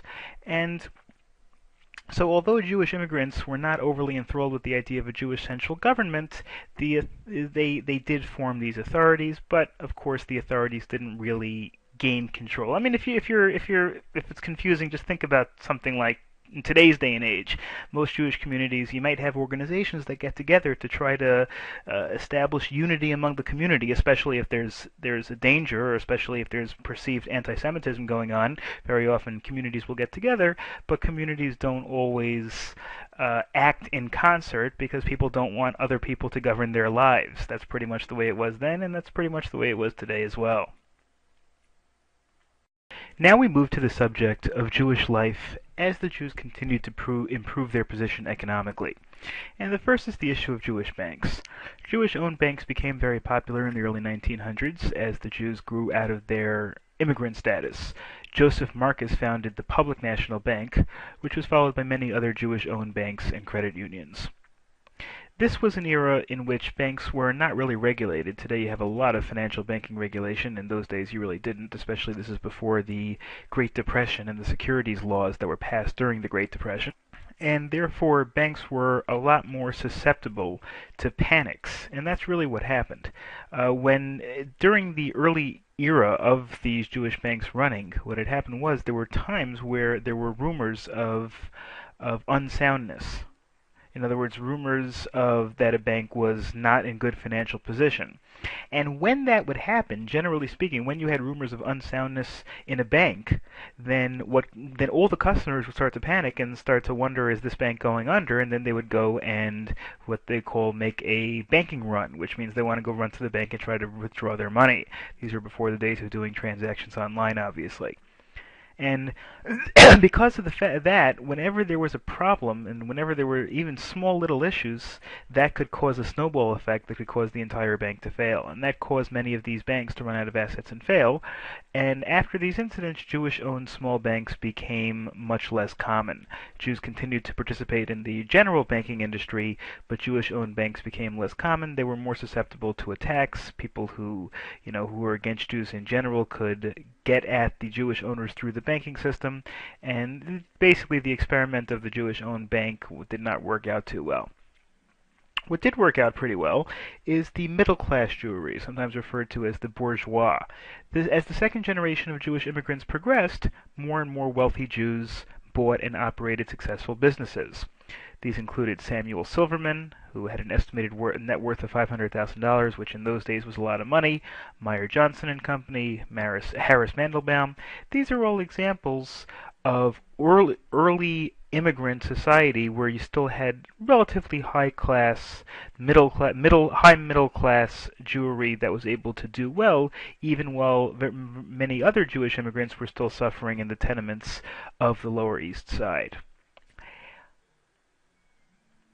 Next, I want to turn to the culture of the Jewish immigrants. We've been discussing economics and the economic experience in terms of how they were able to provide ends meet, but now I want to look at the cultural experience of the Jewish immigrants.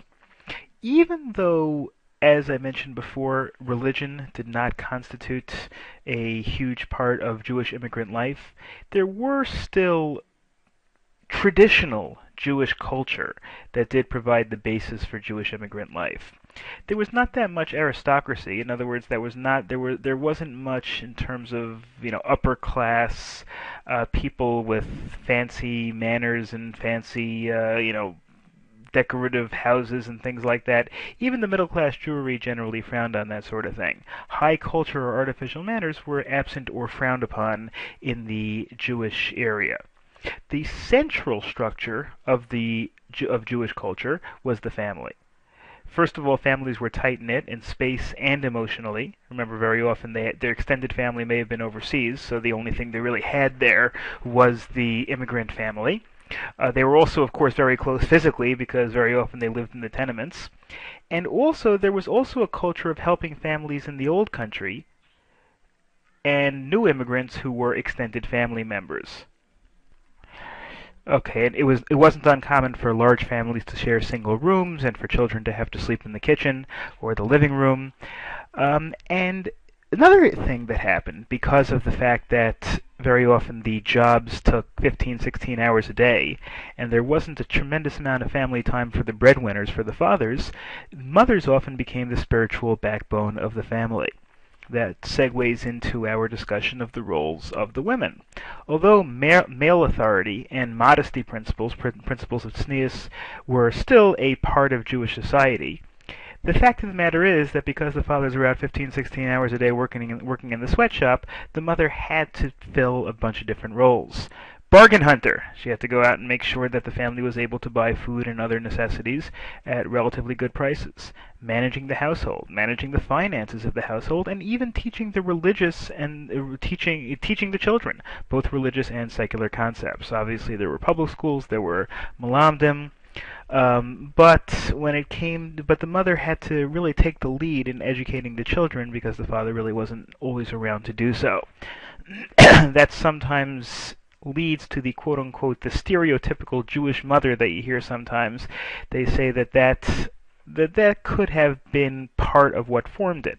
The idea of the Jewish mother being very interested in the family and involved in the day-to-day activities of the children and just being kind of a dominant figure in the family is a stereotype that persists to this very day, and a lot of it had to do with the fact that the women had to assume that roles because the fathers may not have been around to do so in the early part of the 20th century after the immigrants came over from Europe.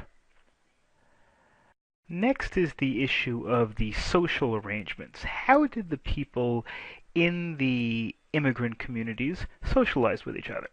Well, first of all, borders became very people who lived in other people's houses for in exchange for helping pay the rent. These certainly were a big part of any family's social structure. They were very often honest people, but sometimes they were dishonest people, and people were constantly afraid of taking boarders because of the possibility of the boarder taking advantage of his or her host, although they very often economically didn't have a choice. Husbands also, there was a problem that the husbands deserting their family was a dangerous possibility.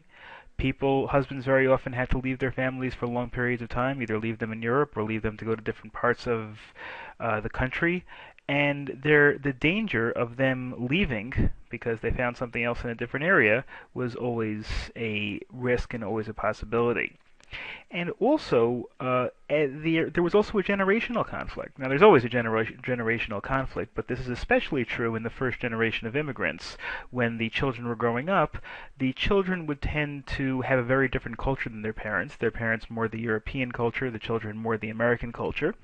Also, the children who were subjected to difficult school days, dual curriculum between learning Torah and learning secular studies. They had to go to public school and then the Talmud Torah at night. Very often when they grew up, they were reluctant to continue with that, and so they became less religious. And of course, they had less respect for their parents because they didn't look at them as part of the American culture. One thing that the immigrants did do is they established really guilds that were known as the Landsmannschaften or the Landsmannschaften.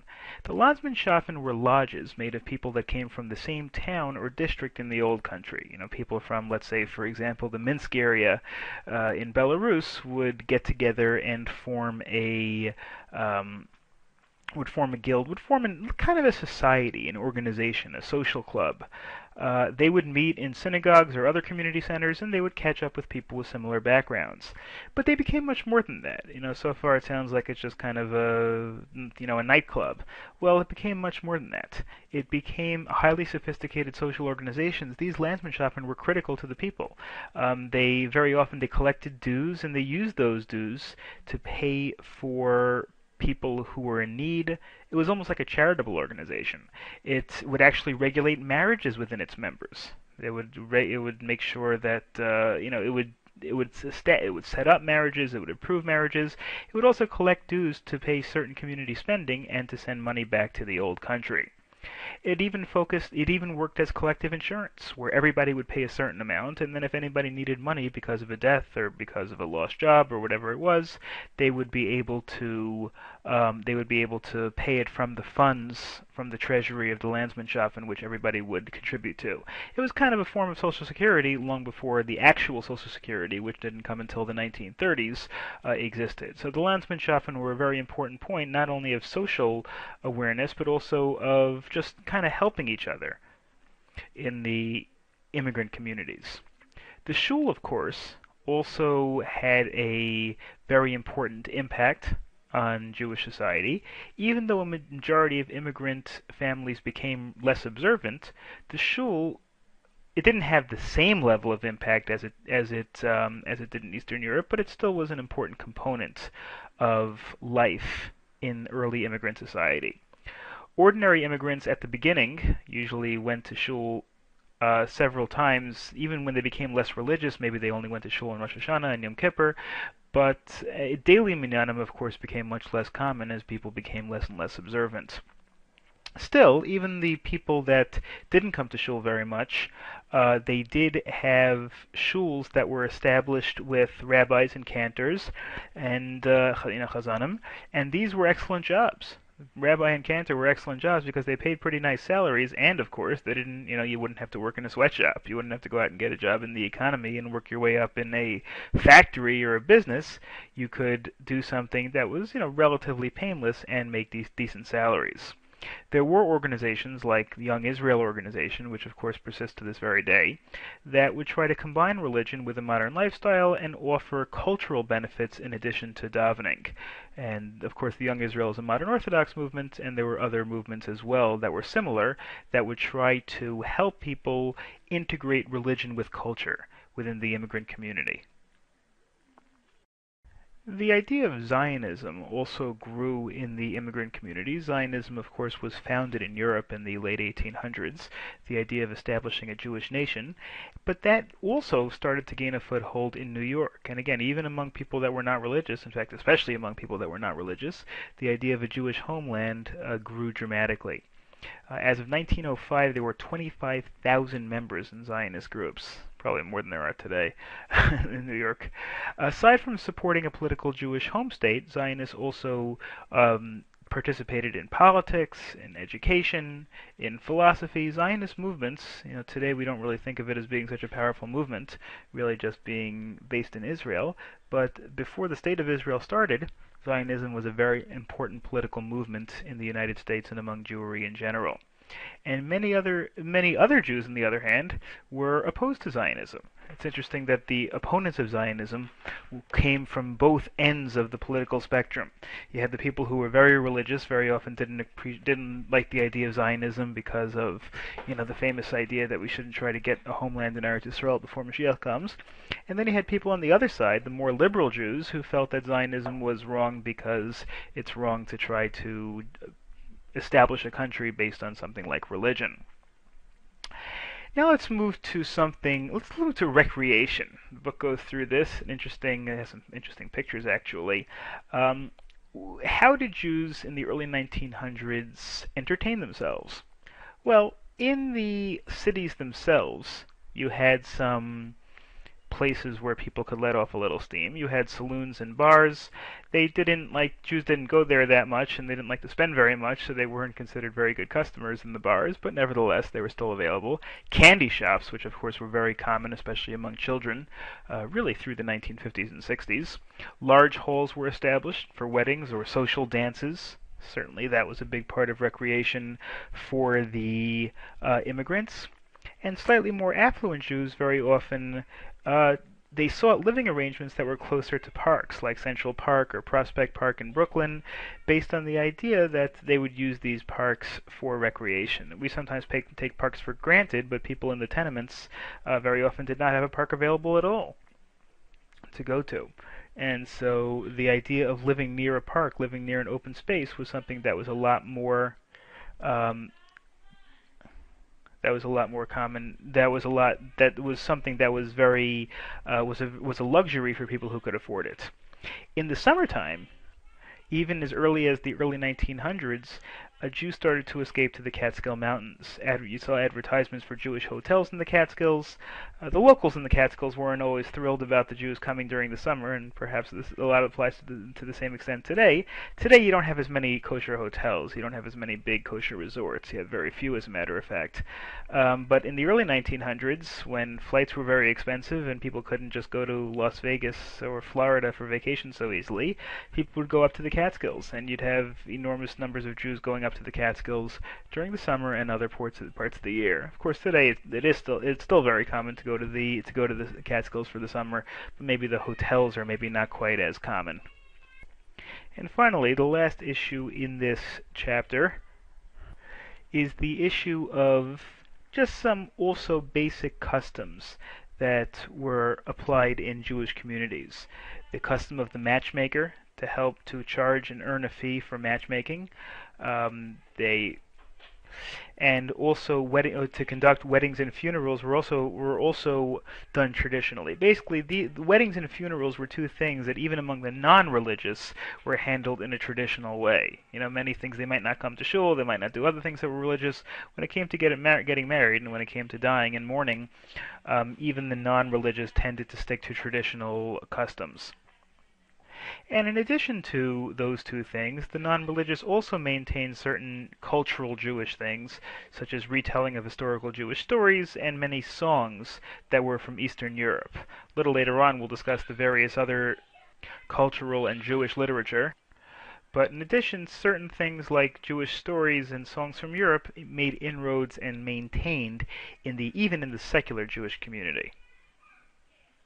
And now we're going to keep looking at life in the Jewish immigrant communities, specifically at the education of the children in those communities.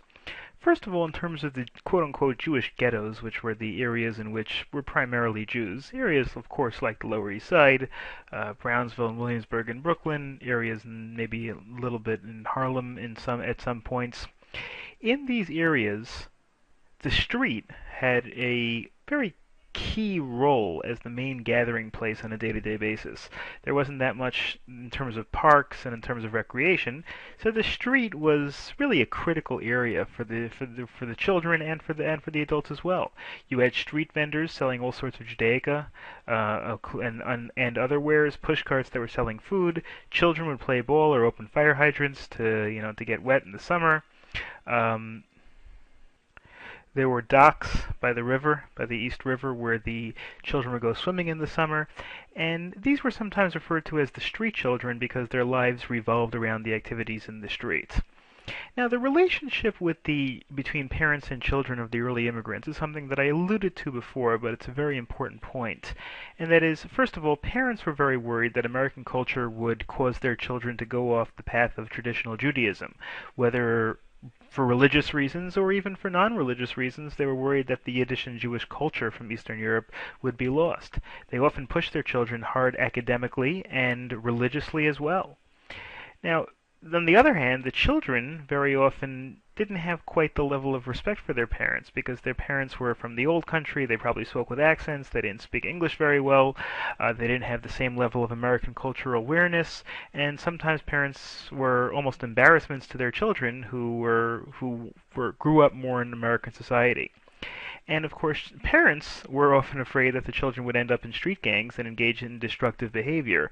So that was, there was a very tense relationship among the early immigrants between the parents and the children. Now, the girls had a much different role in New York Jewish communities than girls had in the European communities. First of all, even secular society at the time, and certainly Jewish society at the time, expected girls to essentially prepare for motherhood and for marriage. The European culture had often fostered a sense of inferiority on women, and the expectation was, even in secular culture at the time, that women's main job was to grow up and get married and have children. However, in the ghetto, in the Jewish communities, the roles were a little different. Unmarried girls would often get jobs as typists or shop girls and work other long hours and low-pay work. Before they got married, they would spend basically their time working in the city in sweatshops or other places like the married men would. And so therefore, if they could live with their parents, they didn't make a lot of money to have their own place, so either they would live with their parents or they would be forced to room with other similarly situated girls. There are some examples given in the book about American Jewish girls and young women who wrote novels with Jewish heroines that helped give a sense of hope and excitement to young Jewish women. Certainly, there was a much different role for the girls than there was under the traditional rule. Girls were much more involved in working, they were involved in producing culture, etc. In terms of going to school, well, I mentioned this a little bit earlier, but this will be a little bit of a review. There wasn't that much in terms of Jewish day schools in the early part of the 20th century, in the late 1800s and early 1900s. Even Orthodox children, even religious children, were forced to go to public schools. The teachers in these public schools were usually not Jewish. They were often Irish. They did have respect for the plight of immigrants in general, since, of course, the Irish themselves, only a couple of generations earlier, were immigrants to New York. So they did sympathize with the Jewish children, even though sometimes they were condescending to the Jewish students. Remember, the Jewish students were a couple of generations later. Their parents didn't have the same level of Americanized culture, and so there was some condescension towards them, but at least the teachers were a little sympathetic. Now, the parents, and this is something, of course, that's a Jewish tradition pretty much everywhere. The This is something that Jews have always put a premium on, and that is education. Jewish students were driven to excel in secular education as well, even when they didn't have the same level of background and the same level of resources as the parents did. Parents always pushed their children to try to do as well as possible in schooling. And also, the Jewish children had a little bit of an advantage of in the public schools because the public schools were filled with immigrants from everywhere. New York was an immigrant city, especially in the 1800s. It was filled with immigrants of everyone, and that made it a little easier for the Jewish children to fit in because of the fact that most of the people there were immigrants. So in fact, because there were so many Jews in New York and they took up school districts, very often there were public schools that were mostly Jews. Now, obviously, these schools still taught only secular studies; they didn't teach religious studies, but still, there were school districts that were very, very heavily Jewish. Just as a side note, this has nothing to do with what we're discussing. I remember reading a column in the Jewish press by Arnold Fine, who was, I guess he grew up in the early part of the 20th century, so he grew up in these kinds of schools, and he told a story about how on Chol Moed Pesach, when he'd come to school, there would be like the smell of butter and eggs because all the children would have matzah. They wouldn't have regular sandwiches. They would have matzah with butter and eggs, and the butter would seep out of the sandwiches and leak out of people's briefcase, and so the butter would the whole would be thick with the stench of the sandwiches. And the reason for that is because the school might have been 85 or 90% Jewish, even though of course it was a public school. And even those Jewish children who were new and didn't speak English very well, they were assisted in acclimating themselves by the other Jewish students who were already, who had already been there for a while. And, as is typical of Jews also throughout history, Jewish students, even with their relatively weak background, turned out to be very, very strong students and were academic overachievers, even in the public school system. And that eventually made its way to the university system. Immigrant Jews after the First World War in the 20s and 30s started flowing into the university system. Again, these were the children of the immigrants, very often sometimes even children of the second generation immigrants, and once they would go through the public schools, then they filled up the City University of New York system. So City College was actually, City College wasn't as much of a four-year university, but it was kind of a mix between high school and college. And it had open admissions policies, and Jews really filled up, the children of the immigrants filled up City College. And even though City College had maintained a Christian tone, a Protestant tone, that changed with the greater number of Jewish students. And of course, Jews tried very hard and were pushed very hard to their parents to do well.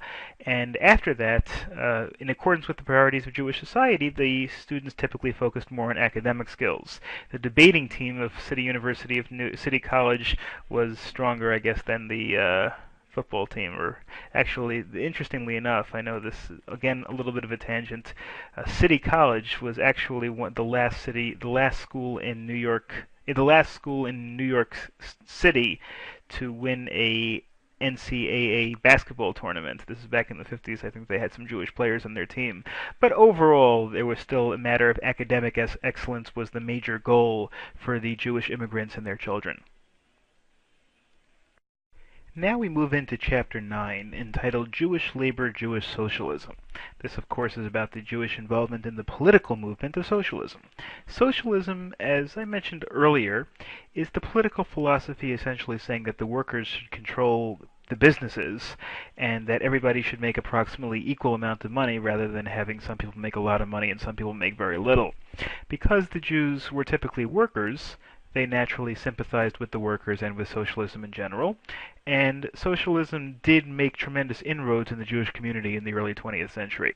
So in the early 1900s, many Jews were socialists, and most Jews were in the working class.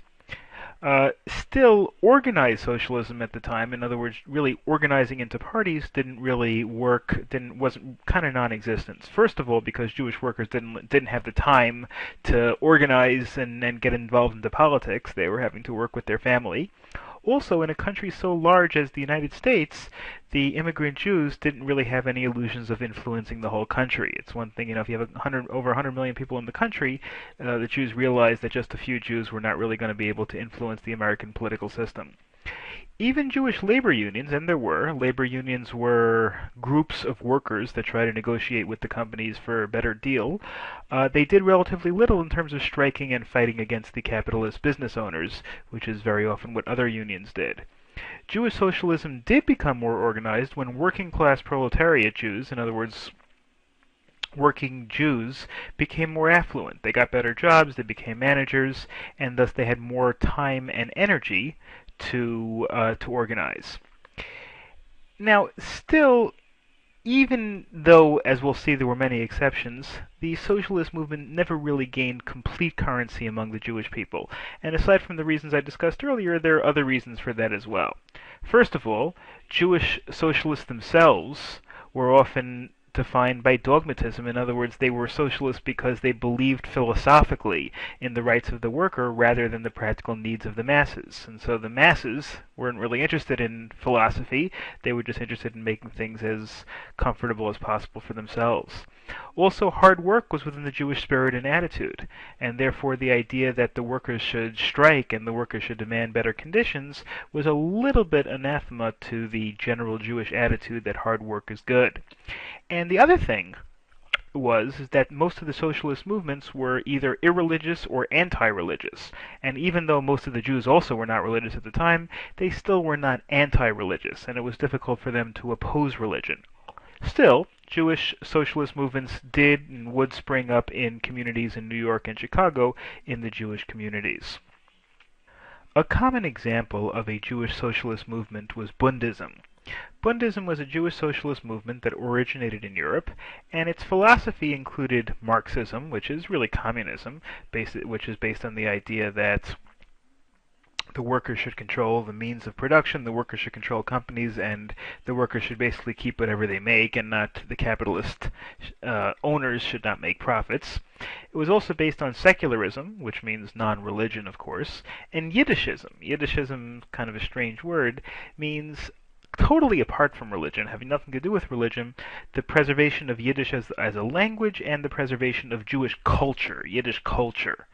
Like, for example, they might approve things like putting on plays that were written by Shalom Aleichem, even though they would not necessarily agree with studying Torah or anything to that effect. They're sometimes referred to as Zionists with seasickness. I thought that was a cute little quote in the book. The reason why they call them Zionists with seasickness is because Zionism had a lot of these other things. Zionists who wanted to go to Israel and form a Jewish state.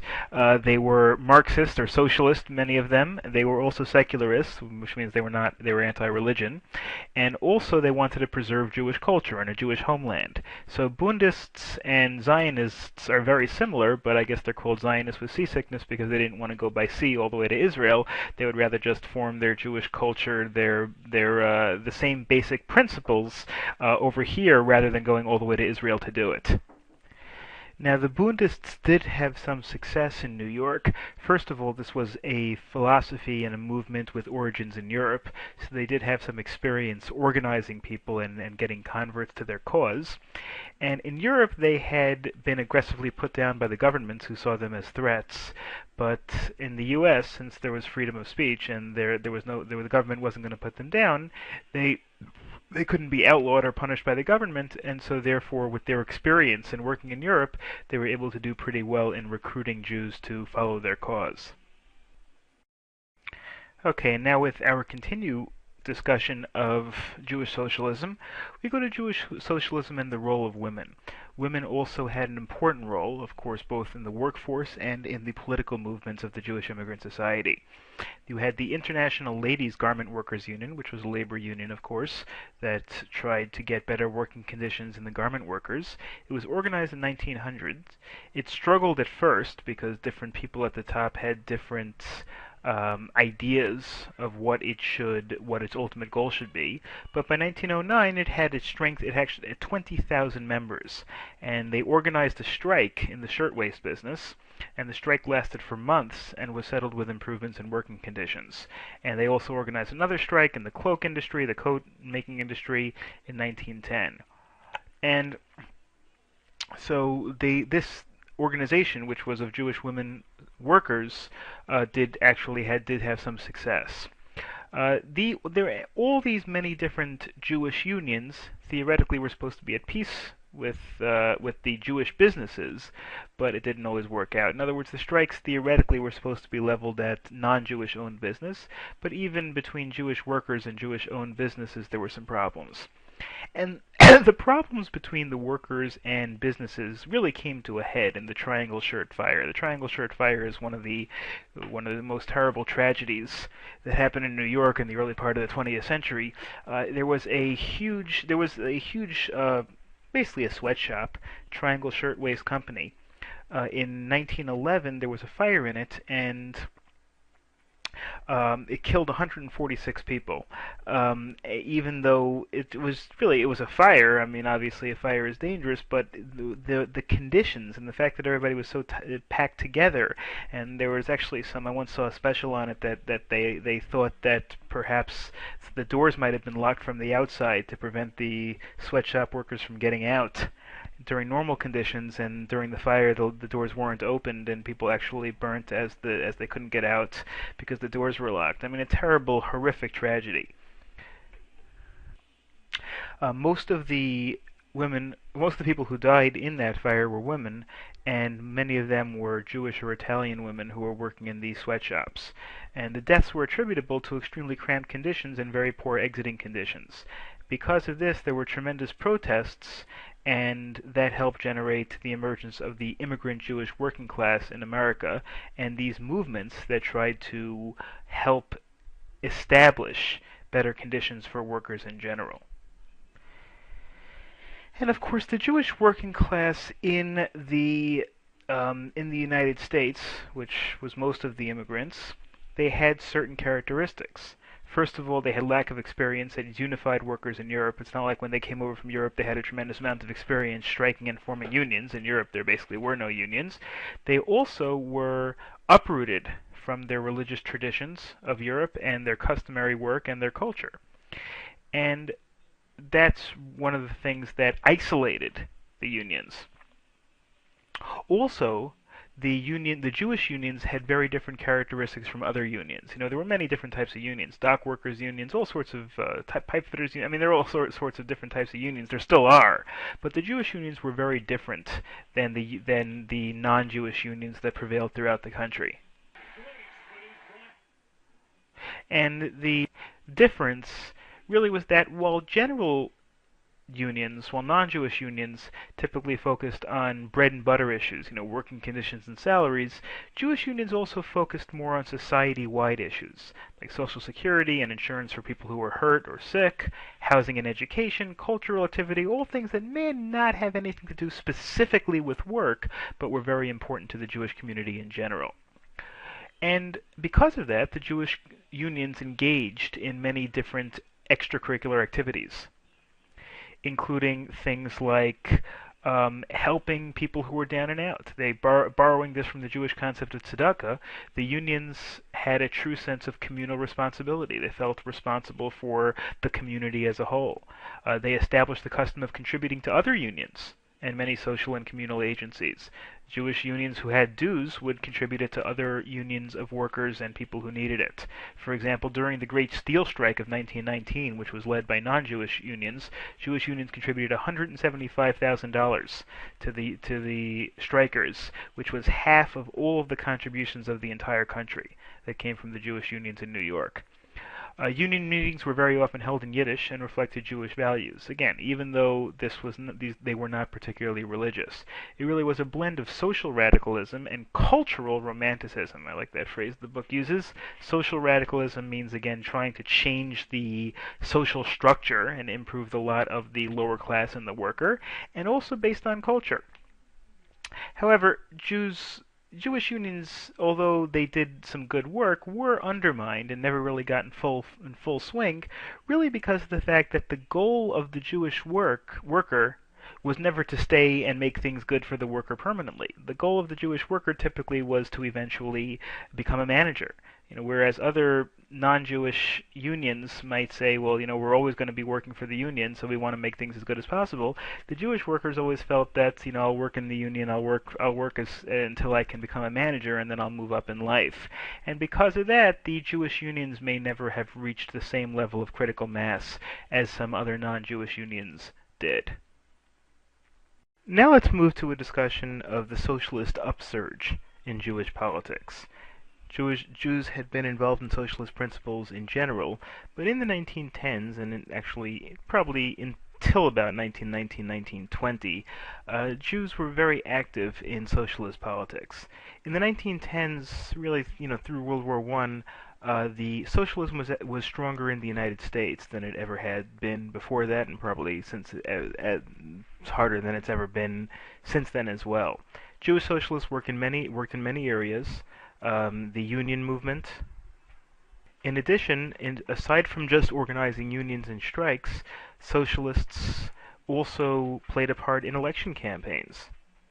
At first, the socialist parties did so only to get publicity, but eventually the socialist parties in New York that were backed by the Jewish immigrants actually did fairly well and had a chance to win at certain times.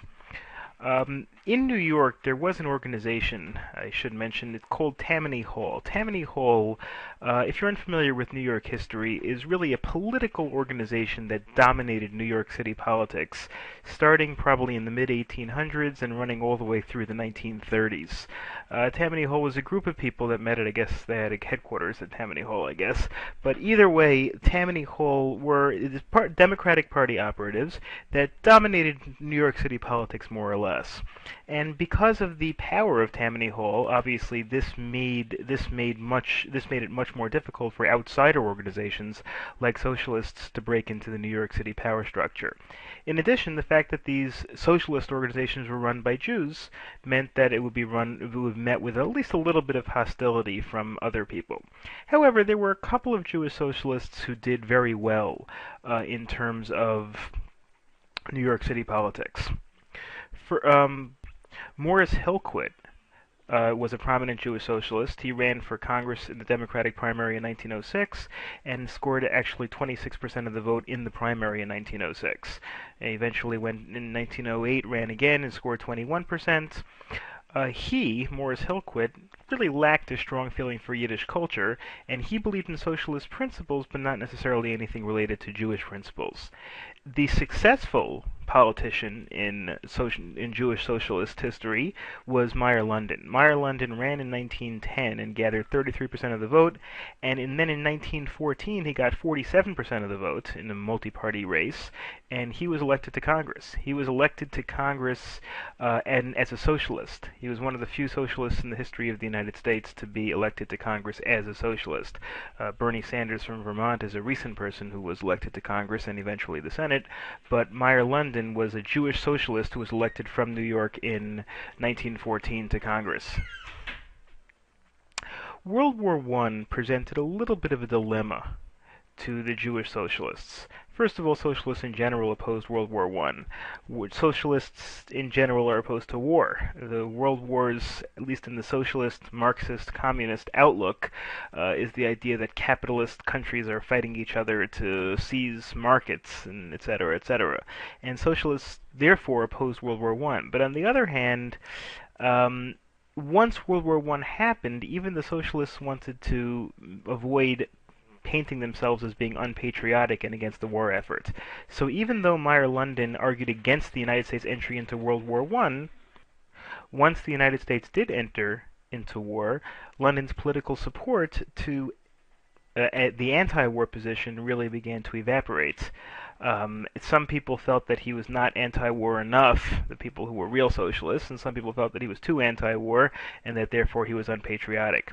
Other Jewish socialists also started doing well in New York City politics, but that really ended. The power of the Jewish socialists and socialists in general really ended with the quote-unquote Red Scare.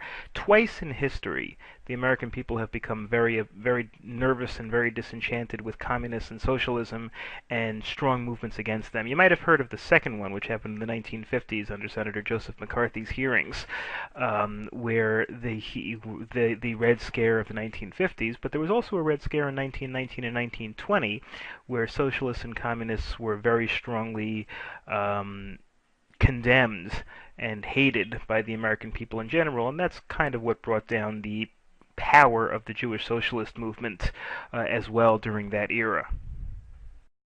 Next, I want to continue with our discussion of Jews and politics with a look at the other issue of Jewish party politics. In other words, Jews did sympathize with the socialist movement and contribute to the socialist movement, but what about with the relationship to the two major American parties? And those are, of course, the Republicans and the Democrats. Even back then, the Republicans and Democrats were the two major parties in the United States. The Jews were generally very slow to enter the arena of classical party politics for a few reasons. First of all, Jews from Poland and Russia, especially in Eastern Europe in general, they feared the state. They feared the state and the state's political apparatus because, of course, the state didn't treat the Jews very well in Europe. And so even when they came to the United States and didn't have the same level of fear, because of ingrained tendencies, Jews were not particularly anxious to join the political machines, to join the political arena. Also, secular Jews often went through third-party movements rather than Republican or Democrats, such as the Socialist Party. Affluent Jews who immigrated in the 1800s, like, for example, German Jews, very often went with the Republican Party, because in those days, in general, the Republicans, of course, started as the anti-slavery party. The Republicans were more the party of the North, and the Democrats were the party of the South, but also the Republicans were the party of business, and the Democrats were a little bit more the party of the worker. So Jews who were fairly affluent, who did well in business, and were in the North, would typically factor in the Republican, would typically sympathize with the Republican Party. Other types of Jews, like Henry Morgenthau, who later became Secretary of the Treasury under Franklin Delano Roosevelt, he became Democrats, but they refused to work with Tammany Hall. I mentioned Tammany Hall a little earlier. We'll discuss that also a little bit more a little later, but they didn't want to work with Tammany Hall because Tammany Hall, which ran New York City politics, was very, very corrupt. Most Jews, on the other hand, were relatively uninvolved with party politics. Early in the 1900s, Jews generally voted Republican. Today that's kind of reversed itself, especially in the 50s, 60s, 70s, 80s. Jews voted very strongly towards the Democratic side. Today, Jews still generally vote Democratic, although a little bit less than a while ago. But in the early 1900s, when the Republican Party was still primarily the party of the North, Jews did support the Republican Party. Also, Teddy Roosevelt, who was president in the early 1900s, he was pro-Jewish in many respects, and the Jews appreciated that and generally voted Republican because he was a Republican. Jews were not necessarily sympathetic to Democrats because of Tammany Hall, as we discussed, which was the political machine that ran New York and was extremely corrupt, and their idealist politics. Although, as Tammany Hall did with other groups, what Tammany Hall would do very often to keep their power is they would pay off or get miscreants, people from the streets, to try to help with their vote-getting techniques and try to help consolidate power. In the 19 really, I guess, a little bit earlier, in the 19 teens, I guess, saw the rise of Al Smith. Al Smith was eventually governor of New York. In 1928, he actually ran for president and lost. But Al Smith originally started as a New York State legislature, but he eventually went on to become New York governor. Al Smith was a very, very popular New York politician in the early 1900s, and Jews did support him. He was a Democrat, but he also was a populist. He wanted to help the workers. He wanted to help poor people. He was really one of the more progressive politicians to do well in New York. He actually, believe it or not, was a Tammany Hall politician. He did get his start through Tammany Hall, but he really wasn't like the other Tammany Hall people. He didn't have the same level of corruption. He was more about populism. He was more about serving the people, and he went on to have a very successful career as a New York politician, and Jews generally did support Al Smith and his government. Now, the Jews did have an interesting relationship with Tammany Hall, because Tammany Hall basically ran New York politics from the mid-1800s, starting with Boss Tweed in the 1860s, and really not ending until the election of Fiorello LaGuardia.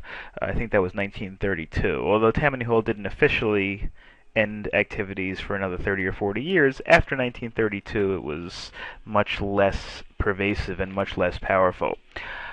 So Tammany Hall really wasn't interested in sharing power with any ethnic group, so they didn't really want to share power with the Jews, of course. But, of course, as Jews gained in population in New York, and remember, Jews were a very large population in New York going into the early and mid-1900s, Tammany needed to get support, to keep Jewish support, to keep winning elections. And so what they did is that they dealt directly with Jewish bartenders and saloon keepers to try to infiltrate the community. Basically, they would pay them off to try to support them and get other people to vote for them. Tammany did provide services for Jewish immigrants who had dealings with the government. In exchange, they were expected to support the election of Tammany politicians. Basically, they would go to people who were having problems with government bureaucrats and say, "We'll help you, if you help us get elected." The Tammany Hall leaders tended to be Irish. Al Smith, for example, was Irish, although they had people from other ethnic groups that were involved, but primarily it was an Irish organization. And the Irish leaders were much more powerful, of course, than the Jewish politicians were within Tammany Hall, and the relationship worked out fairly well, and the reason is because they had different goals. The Irish politicians within Tammany Hall, the Irish figures within Tammany Hall, wanted to keep power, consolidate power at the top. The Jewish interest, the Jewish people who cooperated with Tammany Hall, their interest was mainly in advancing their careers and also the general welfare of their people. So because of that, they didn't generally fight with each other. The Jews were generally content to work under the Irish, even where Jews were the majority and had more people than the Irish. They let the Irish lead as long as the Jews would be able to, as long as the Irish would be able to continue to lead the organization. Okay, Jews did serve as important advisors under Al Smith and Franklin Delano Roosevelt. We'll discuss a little bit later on about Bell Moskowitz, and maybe we'll discuss a word or two about Robert Moses, etc. But the Tammany power structure typically chose Jews on the basis of their willingness to play within the Tammany system. Jews who were effective and content to let the Tammany Hall powers that be run the show were favored by the Tammany Hall politicians. Okay, and finally in the area of Jewish politics is the trend that really started pretty far back in the 1910s and really kind of moved all the way until today, and that is the turn of the Jews towards the National Democrats, the Democratic Party. We saw a little bit earlier how originally, with Teddy Roosevelt, Jews tended to vote Republican, but then Woodrow Wilson really moved the Jews a little bit towards the Democratic side. When Woodrow Wilson ran for president, more Jews started turning towards him because, first of all, he had a background as an intellectual. I think he was from Princeton, and also his rhetoric, what he said in terms of his campaigns was much more populist. He was in favor of the worker, he was in favor of the poor, etc. Also, Wilson had a close advisor named Louis Brandeis, who would eventually become a Supreme Court justice. I think he was the first Jew ever to be appointed as a Supreme Court justice. And also he, by his high profile and of course being Jewish, helped move the Jewish community towards the Democratic side. When Wilson became elected, he wanted originally to name Brandeis to his cabinet, as an important secretary, but there were other people who were around the president who did not, who maybe were a little bit more anti-Semitic and didn't want Brandeis to be there, and so therefore he didn't. However, as I discussed, 4 years later he named Brandeis to the U.S. Supreme Court, who became the first Jew named to the U.S. Supreme Court.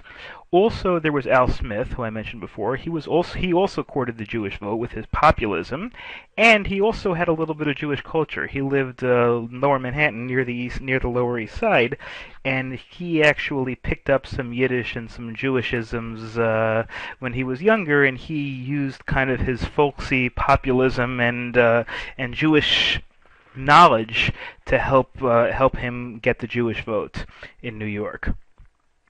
And even more so, perhaps, was the story of Belle Moskowitz. Belle Moskowitz became a very, very close confidant and advisor to Al Smith. Al Smith, when originally he was a New York City politician, he became a state legislator, and eventually became governor of the state of New York. And Belle Moskowitz, for many, many decades, was one of his closest advisors. She was a Jewish woman who became one of Smith's closest advisors, and therefore was one of the most powerful Jews in the state. She remained behind the scenes and helped Smith with many tasks, including organizing his campaign. She would help practice his speeches with him. She advised him on legislation. And she also made herself a bridge between Smith and the Jewish community in general. And in addition, she was also smart enough to kind of stay in the background. She wasn't appointed to any official political capacity. She didn't want people to become jealous of her as being also discriminating in terms of being a Jew and being a woman. Actually, being a woman in power wasn't so easy in those days either. And she was so important to Al Smith that when Smith lost the presidential election of 1828, he advised Franklin Roosevelt, who was like the next big, powerful Democratic politician in New York, to be gaining power. He advised Roosevelt to take her on as a secretary. But Roosevelt refused, perhaps because he didn't want somebody who had been so loyal to Smith be such an important advisor for him. I mean, the relationship between Smith and Roosevelt is very complex. They were both Democrats, of course, both from New York, though they did have a little bit of a rivalry, and they certainly had certain issues with each other. They had certain disagreements with each other, of course, and Roosevelt didn't want Smith's closest advisor to be one of his main confidants as well. Now we turn to Chapter 13 in the book, part of Unit 3, really a brand new unit, brand new type of part of the course. And the unit is entitled The Culture of Yiddish, and the chapter is entitled The Yiddish Word. We're going to be discussing various aspects of Yiddish and Jewish culture in the early part of the 20th century. Now keep in mind that, again, most of these things had very little to do with religion. Even though they were Jewish, they were still not very religious. For the most part, people who were involved, the poets over here, were not necessarily religious at all. In fact, very often they were anti-religious. Okay, so let's take a look at some general ideas regarding Yiddish literature. Though Yiddish literature did flourish in Eastern Europe in the 1800s, there was very little that was actually produced in the United States. Whatever literature there was in the United States, from a Yiddish perspective, was imported from Europe. The works of people like Shalom Aleichem and Mendel Mocher Svarim were imported to the United States. One reason is because of the Americanization attitude of the Jewish people. When the Jewish people came to America, if they wanted to produce fiction, if they wanted to produce literature, they did so in English, and they did so within English culture. They didn't necessarily want to go back. Not all Jews wanted to go back and produce literature that was more emblematic of Eastern Europe. In addition, although I should say, Yiddish did serve as a gateway language for immigrant Jews, because the fact that people in America still did at least speak Yiddish to some extent helped the immigrant Jews a lot. Very often when the Jews landed at Ellis Island, all they spoke was Yiddish, and eventually a generation later they would be speaking pretty much only English, but in the meantime Yiddish served as a gateway language. So what literature there was produced in Yiddish was produced partially because of the immigrants that still spoke Yiddish used that and continued to use that while adopting American culture. Now there were, however, some contributions to Yiddish culture in the United States. Poetry, the book lists a whole bunch of Yiddish poets. I'm not going to go through all of them, but I'll go through a few of them. There was Jacob Sobel, who was actually a non-Orthodox rabbi, whose works were based on Enlightenment or Haskalah themes, in other words, not religious. There was Eliakim Zunzer, who had a reputation as being a badchen in Eastern Europe, and he had, of course, more of a folk style, more of a comedic style, more of a style that like a commentary on the culture. There were also the quote-unquote sweatshop writers. I alluded to them a little bit earlier in the course as well, but the sweatshop writers wrote about the brutal work conditions and the brutal living conditions of the sweatshop workers and of the Jewish immigrants. Morris Rosenfeld was an example who wrote plays about the immigrant worker's life, and the people who did write in Yiddish, the people who produced the Yiddish poetry and the Yiddish literature, one reason they did so, other than entertainment, was to make money. Yiddish writers were very often, especially in the sweatshop writers, they were sweatshop workers, which means they didn't make a lot of money and they worked very, very hard. And writing and producing poetry was one way some people actually helped supplement their income to make a little bit more of a decent living. De Jong was an example of a publication in the early 20th century of literature that was produced by Yiddish-speaking people. The people who wrote for these were immigrants. They were in Yiddish, of course, and most of them were actually sweatshop workers and didn't have much education. But this was really, it was a group, it was like a compendium, almost a newspaper or magazine filled with poetry that was written by Jewish immigrants. They didn't have any specific ideology or political goals. It wasn't like it was a radical left-wing paper like many of the other Yiddish publications were. And what they tried to do is they were influenced by the great Eastern European Yiddish poets. There were many important contributors. Again, some examples. I don't expect you to remember the exact names of all these people, but here are some examples. There was Manny Lieb. There was H. Leivik, who actually wrote with deep apocalyptic pessimism, with an interest and yearning for the mystical and the messianic. I mean, you can see over here, just from that one example, you can see how varied the styles of these Yiddish writers were. There was not really one central theme. Like Jews in general, they had many different opinions and many different philosophies in terms of the literature that they produced.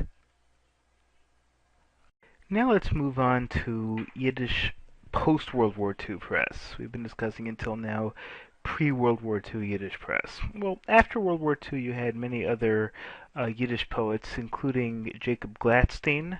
Jacob Gladstein was a famous Yiddish poet who was famous for many different things. I have over here some quotes from Wikipedia, actually. For example, he was interested in exotic themes, poems that emphasized the sounds of the words. He went to Europe, and he actually was both. I'm sorry, this is after World War I. He was actually both pre-World War II and after World War II. He was really a very famous Jewish poet from the 1920s and 30s all the way through the 50s. You had Aaron Land's Lelis, you had N.N. Minkoff, you had various other Yiddish poets who were famous in the really before World War II and even after World War II. But Yiddish literature underwent a change after World War II, based on the Holocaust, of course. In terms of Yiddish literature in Europe itself, that became essentially non-existent because of the Holocaust. After the Holocaust, most of the Jews either got killed or escaped and left Europe altogether, and so obviously Yiddish literature after World War II in Europe was pretty much stopped completely. And even that, even aside from that, even in the United States, there was a tremendous decrease or a tremendous change in style in Yiddish literature after World War II. The Holocaust as a theme was overwhelming in post-war Jewish literature. Like Jacob Gladstein, Isaac Bashevis Singer, and a few other people stood out as post-war Yiddish poets. And Singer specifically was Orthodox. He wrote a lot about religious struggles undertaken by the Jews, and in general, the spirit of the Holocaust was really affected the Jewish literature so much because it caused the literature to more be, trying to cope with the Holocaust. Things like Jewish fate, Jewish destiny, things like that. Really, things like talking about the old, uh, ghetto lifestyle. The shtetl lifestyle really was much less popular after World War II. The Yiddish literature in general became much more serious. Another thing that's true is, generally speaking, as we're going to see a little bit later on, Yiddish language literature in general was becoming less and less popular because of the fact that the Americans were Americanized, were getting more and more Americanized. Religious people who still had a connection to Jewishness in general didn't really focus so much on producing this kind of secular literature. And of course, people in Europe, when they after the Holocaust, there really were no more Jews in Europe pretty much. And the next thing we're going to move on to is Chapter 16. Chapter 16 is entitled The Yiddish Press. The Yiddish press, of course, the Yiddish language press, the press newspapers that were in Yiddish language. Today, it's virtually non-existent. There are a few much more more recent publications, all being religious. But back in the old days, back in the early part of the 20th century, there were many Yiddish newspapers that were secular, that just were based on the Jewish immigrant communities. Starting out as fragile weeklies in the late 1800s, the Yiddish papers actually became very pervasive and very important part of Jewish life in the United States. Today there's many other ways to communicate. Things like we have the internet, of course, telephones. In those days, it was pretty much the newspaper was how everybody got their news and how everybody was able to communicate. In the late 1800s, the Jewish newspapers were anarchist, and other leftist Jewish newspapers became important in the Jewish radical establishment. As we discussed, their Jewish socialism and Jewish anarchism was pretty common, and the way they got their word out and tried to recruit other people is by publishing these newspapers. They were really not so much businesses, these newspapers, but they were ways for people to get their views out. They were outpourings of collective sentiment. In other words, the reason for these things being put out, the reason for these newspapers being put out by these political organizations were not so much to make money, although that was probably a side issue, but it was to establish a political movement.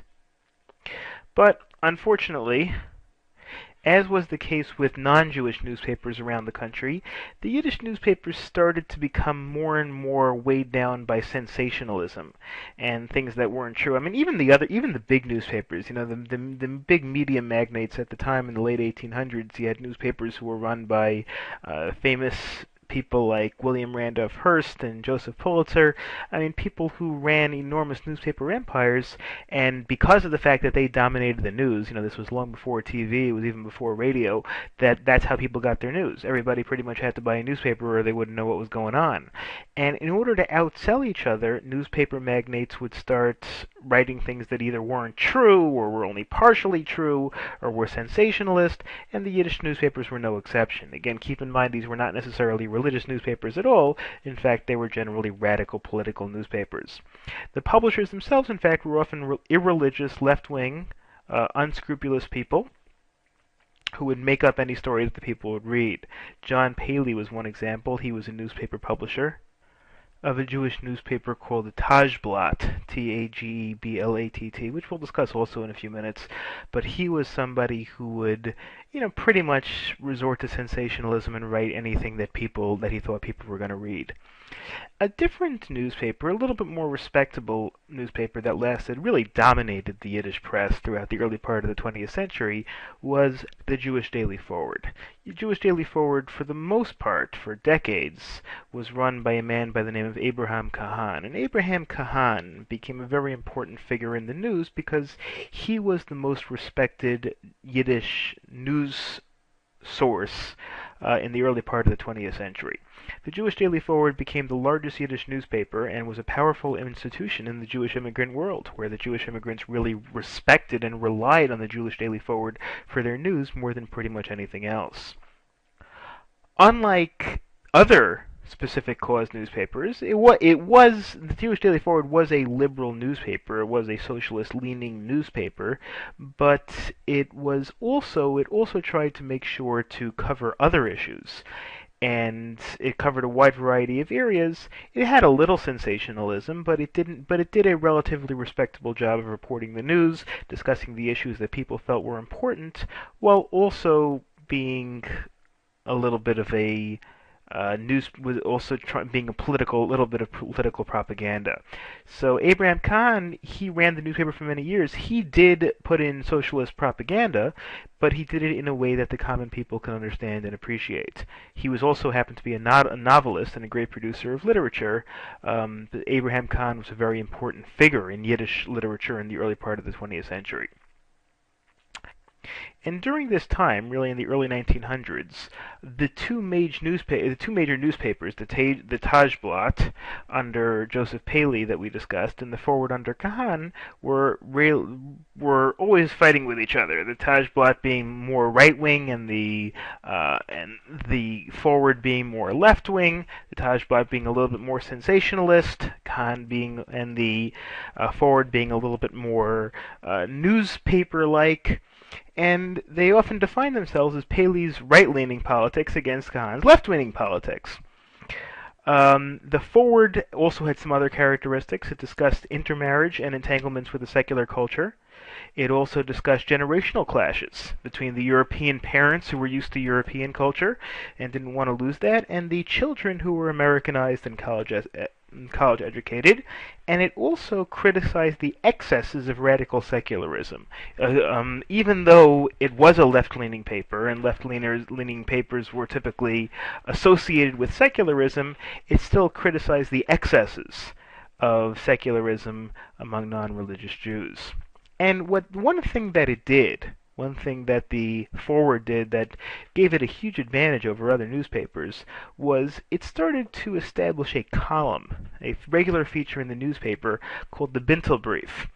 And what that literally means is a bundle of letters. And it was a very important device. It was one of the first advice columns, where the readers were able to write in, and it was kind of like a column where readers sought advice, and the editors would give them advice. It sought advice, many of them women, to write in about their problems, and the letters would come from illiterate and semi-literate immigrants. It didn't necessarily come from people who wrote well or understood how to write and everything. And the immigrants really appreciated it, because even the regular people could write into the newspaper and their views and their letters would be published, and the response of the editor with their advice would appear alongside it. So it gave the immigrant Jews a voice in the media, and the immigrant Jews appreciated the opportunity to get their letters published, to air their views. So not only did it become very popular and a very important staple of the Jewish media, it also allowed the community's sense and the community's culture and feelings to bleed into the newspaper. That was a very important feature of the Jewish Daily Forward. And other newspapers tried things that were similar, but none of them ever really achieved the success that the Forward did with these features. Socialism also was not only part of the Forward, although the Forward did, of course, advocate socialism. Other newspapers did it well. Socialism, in fact, became a very popular theme with other Jewish newspapers as well. Now, the thing about socialism in general, and again, I alluded to a little bit to this earlier, it was also a theme, the idea of the Jewish socialists, people like Meyer London and Morris Hillquit, which we discussed before, when World War I came, it became a little bit of a conundrum for the newspapers, because on the one hand, then there were the polls of supporting the war due to patriotism, but also opposing it based on socialist principles. And once the Russian Revolution happened in 1917, the support for the Russian Revolution among the socialists, support for the communists, was also viewed with a little suspicion and a little worrisome by the rest of the American people.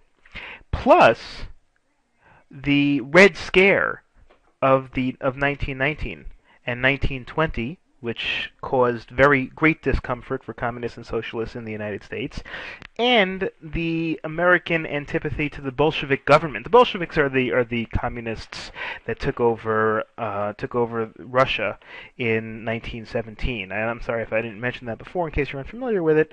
During World War I, World War I lasted from 1914 until 1918, really. And in 1917, while Germany was fighting against Russia, the communists, or the Bolsheviks, led an October Revolution in October of 1917 and overthrew the czars and took over control of Russia and eventually negotiated a peace treaty with Germany and dropped out of the war. Of course, socialists and communists typically supported that, but other countries looked at that with a little bit of suspicion.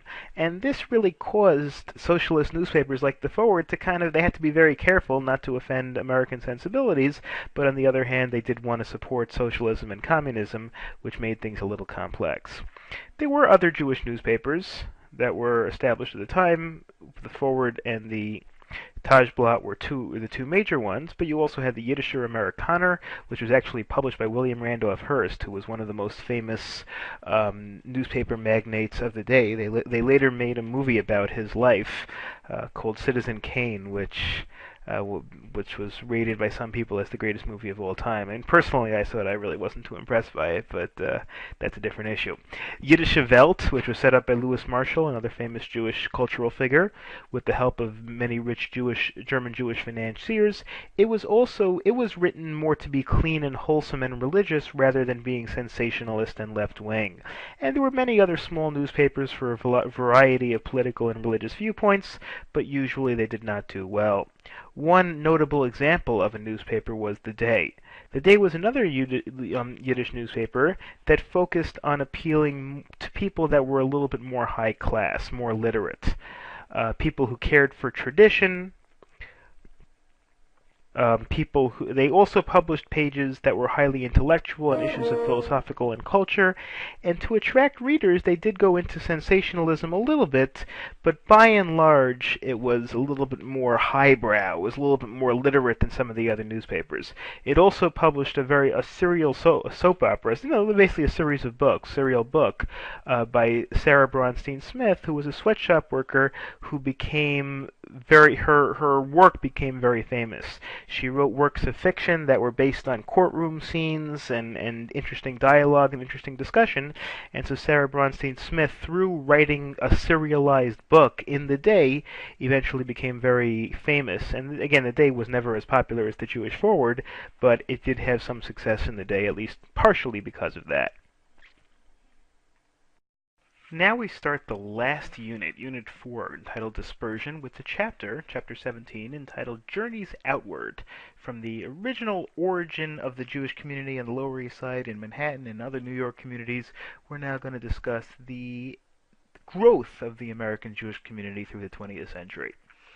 Most Jewish parents, of course, as you can probably applies very often today as well, wanted their children to be professionals, white-collar professionals, accountants, doctors, manufacturers, and other professionals. However, many children of immigrants went into entertainment and show business. The Jewish community had traditionally had people who had also served as entertainers, maybe in a less formal capacity. People like the Badchen, the fiddler, gave impetus for this idea of being entertainers. In addition, there was a lot of source material. The shtetl life and there was a lot, I guess there was a lot of material to make fun of. And this, I guess, contributed to the culture of the Jewish community wanting to be entertainers. And even in the early 1900s, Jews controlled large portions of the theatrical business, of the business of entertainment in New York. The streets became a training ground for budding Jewish actors and comedians. There were many examples of people who got their starts in these small-time street-level comedic operations, including such famous people as Groucho Marx. And young aspiring Jewish entertainers tried pretty much anything. They were willing to go play for cheap and on the streets or in these low rent comedy houses to get their starts. And of course, many famous Jewish comedians did that. There wasn't very much in terms of religion involved there. In fact, the community of Judaism and the religion was really not considered sacred, was not considered off limits, and pretty much anything could be made fun of or lambasted when it came to entertainment and comedy. There were, things that would never be tolerated today. I mean, there were people who did performing in blackface. There's actually a picture in the book of somebody performing in blackface, basically making fun of African Americans by singing with their face painted black. I mean, the sort of thing that you'd pretty much never see today was nevertheless happened in those days. There were burlesque shows, even making fun of Jewish names and Jews in general, like in a play called My Yiddish Mama, where it happened and were fairly common. But of course, these were not really meant to criticize. They weren't really meant to offend. They were really kind of almost teasing, which is the way these things were designed to be looked at and the way that they were meant. And of course, there were many Jewish entertainers who were built through this process. Sophie Tucker was one example of the nostalgic Jews, whose humor consisted mainly of satire of Jewish life, and many Jewish communities used Jewish material, Jewish culture, as a component of their acts. One notable exception is the famous Jewish comedian Jack Benny. You can still see a lot of his stuff on the internet. You can still see a lot of clips of him. Very, very famous comedian. And he actually was an exception in that he didn't really use Jewish culture. His humor was really more just general secular American-style humor. Now, in the middle part of the century, really after the Holocaust, Jewish comedians did start to decrease the Jewish or Yiddish components of their acts, and a lot of that had to do with the fact that after the Holocaust, it's almost like Jewish culture was more, I guess, tragic and less funny. The idea that after the Holocaust, to make fun of the shtetl life and to make fun of Judaism and to make fun of Jewish stereotypes wasn't really considered so funny anymore, and so the comedians, focused more on general secular American humor rather than specifically Jewish humor. And the chapter continues with a discussion of other Jewish artists. Sculptors and painters are one example. There was a group called the Educational Alliance, a Jewish group actually, that offered art classes even as far back as the 1880s. And this caused there was also a culture not only of business and entertainment and comedy, there was also a culture of producing art in various other ways. And this produced many famous Jewish artists. Some of these included Maurice Stern, who was a sculptor and painter of archaic Greek statues, old Greek statues. Joe Davidson, who specialized in realistic, intense portrait busts. William Zorak, whose works can be found in many private, corporate, and public collections. And these were all Jewish artists, sculptors, and painters who lived in the late 1800s or early 1900s. Jewish culture also spawned very important Jewish novelists, authors, who would write about various Jewish themes. And Jewish writing was an absorbing of the local immigrant experience into a natural culture. It was really the idea, the Jewish novelists, people who wrote Jewish literature, kind of reflected the experience of the Americanization of the Jewish immigrants. It was defined not as being a fixed society, but a changing society, changed by alien intruders. I mean, intruder is a little bit of a harsh word here. But what I mean is that the novels, the literature, really reflected the change in the community from an original all Yiddish Eastern European immigrant community to an Americanized community. General themes of the Jewish writing included many different things. Of course, dealing with anti-Semitism and hatred, always part of the Jewish experience. Russian and Eastern European romanticism, which again also reflected the fact that this was an Eastern European Jewish community. The immigrant culture, and of course the impact of traditional stereotypical Jewish neighborhood influences. The Shadchan and various other, in other words, the literature dealt with these people who had influence over the Jewish communities. Then you had another part of the culture, another part of the Jewish literature and the Jewish culture was the quote-unquote New York intellectuals. And this was because, as we discussed earlier in the course, in the early 1900s, City College had a very high Jewish influence. It became a training ground for bright and ambitious Jewish boys because there were many Jewish immigrants and their parents pushed them to go to college, and many of them went to City College of New York. It was open admission, it was relatively cheap, and many of the Jewish people actually went there. The first generation of Jewish intellectuals was Yiddish speaking. The Americanization and the college education of the second generation were all generally English speaking, not necessarily Yiddish. And the New York intellectuals were really the first group of Jewish writers to come out who did not identify themselves through their Judaism and Jewish culture. And again, this is something, another important theme, that the Yiddish culture, dating back into late 1800s, early 1900s, kind of slowed down and almost died over time. Because the people, again, the religious people didn't really produce that much of this secular culture anyway. The people who were non-religious, even though in the first generation they may have identified themselves as Eastern European immigrants, once they got to the second generation and third generation, these children who grew up and went to City College and became part of the intellectual base, they looked at themselves more and more as Americanized, and they started doing things relevant to American culture, not necessarily to Jewish culture. And now we move into the very last chapter, Modern Trends of America's Jews. By the 1950s, after World War II of course, now most of the people who had come over a couple of generations ago and worked in the sweatshops had moved up to middle and upper class occupations. Of course, this was a tremendous success in economic terms of the Jewish community. Working class Jews were and of course are still found in New York City. The segment of working class Jews is shrinking in size and relative weight. Jews also branched out into many different types of occupations. Things like farming, government work, clerical work, things that generally weren't associated with the Jewish immigrants, who were typically either workers in factories or, doctors, manufacturers, managers, things like that. In fact, in 1957, over 55% of Jews employed in the United States were professionals or managers or proprietors. In other words, the actual people working in the factory had decreased substantially. And of course, these trends continued into the latter part of the 20th century, and in fact, of course, continue to this very day. The thing about Jewish demographics is an interesting and kind of a sad, sad commentary, actually, and that is that there's been a tremendous attrition of people who consider themselves Jews. Remember, a lot of Jews came over from Eastern Europe in the 1880s, and many of them became non-religious, and many of them became lost to assimilation. I mean, the idea, the raw number of Jews in the U.S. has stayed pretty steady in the last 60 or 70 years.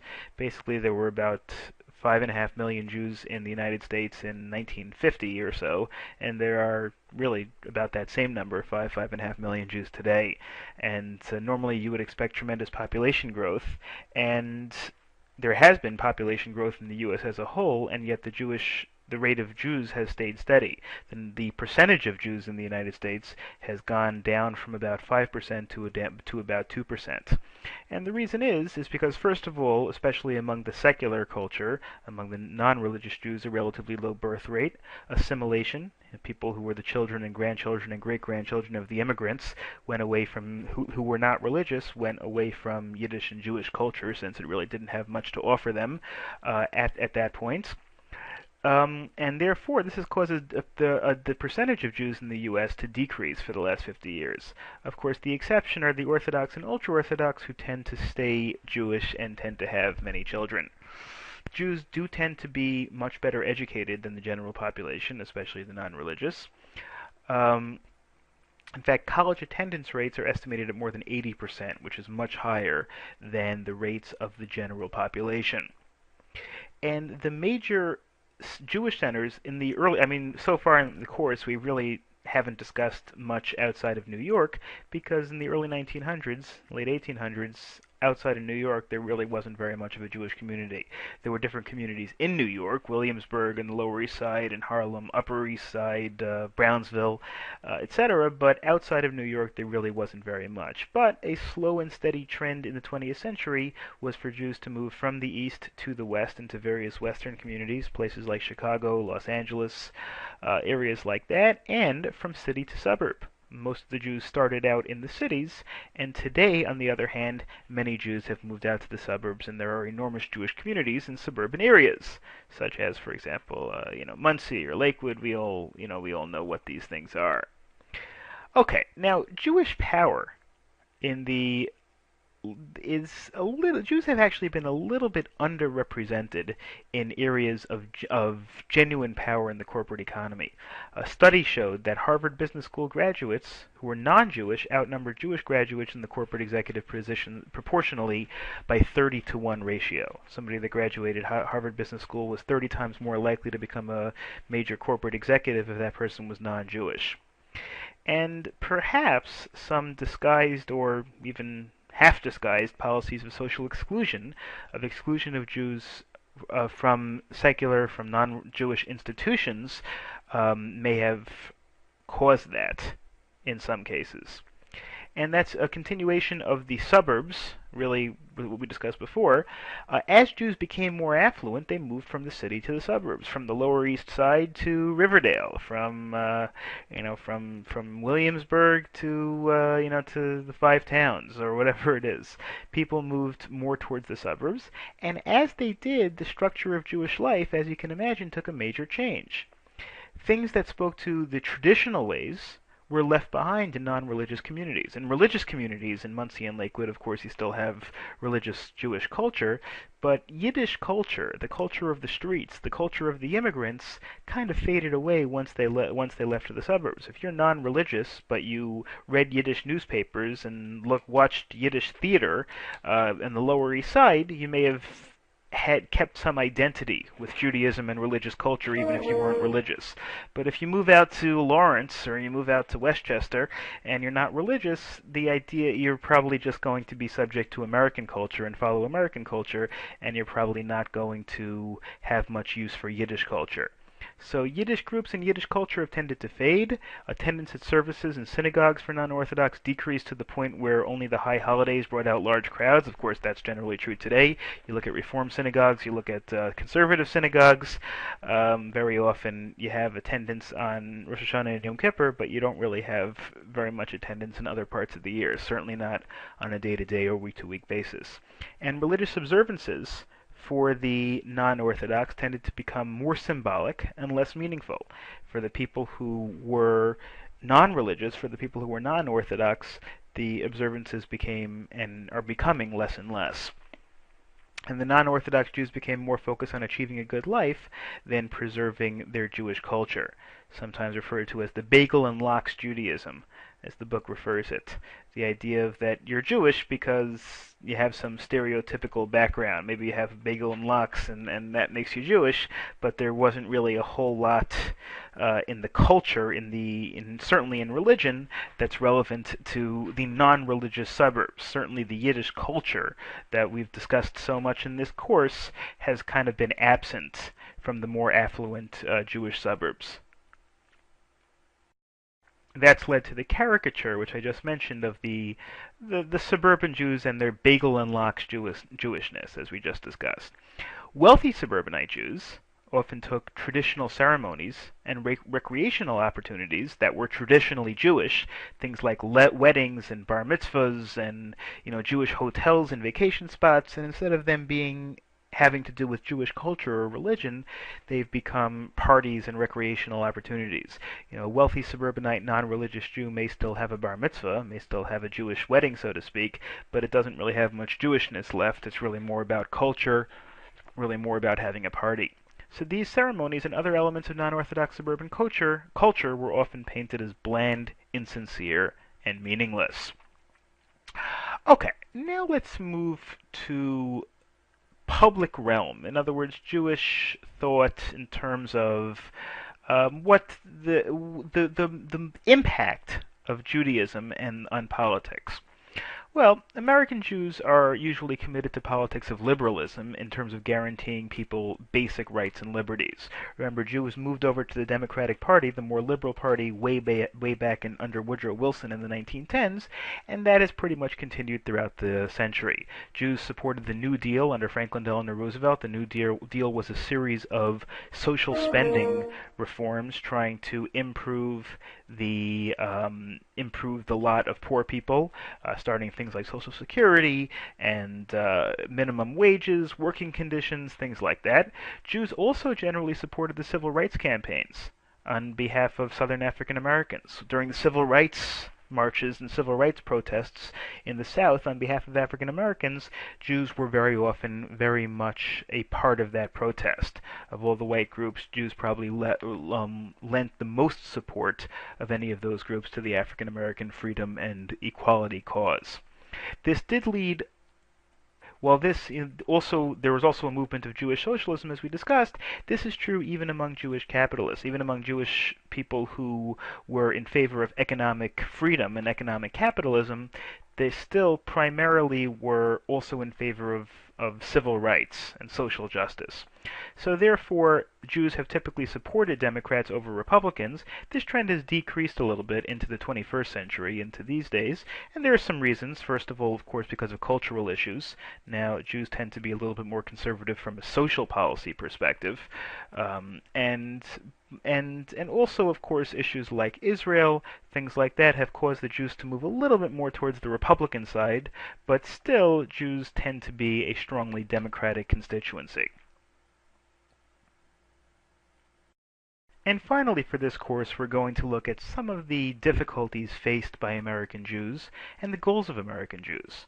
One is the issue of Israel. Israel certainly presents a very complex challenge for American Jews.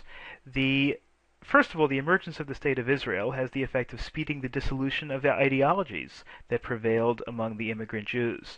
Jews before that were were pro-Zionist, and some Jews were pro-Zionist, some Jews were anti-Zionists, but typically, again, there were with some exceptions, of course, most Jews, once Israel was founded, put aside their differences to support the Jewish state. So Jews generally now support Israel by and large, whether they were previously Zionist, or socialist, or both, or neither.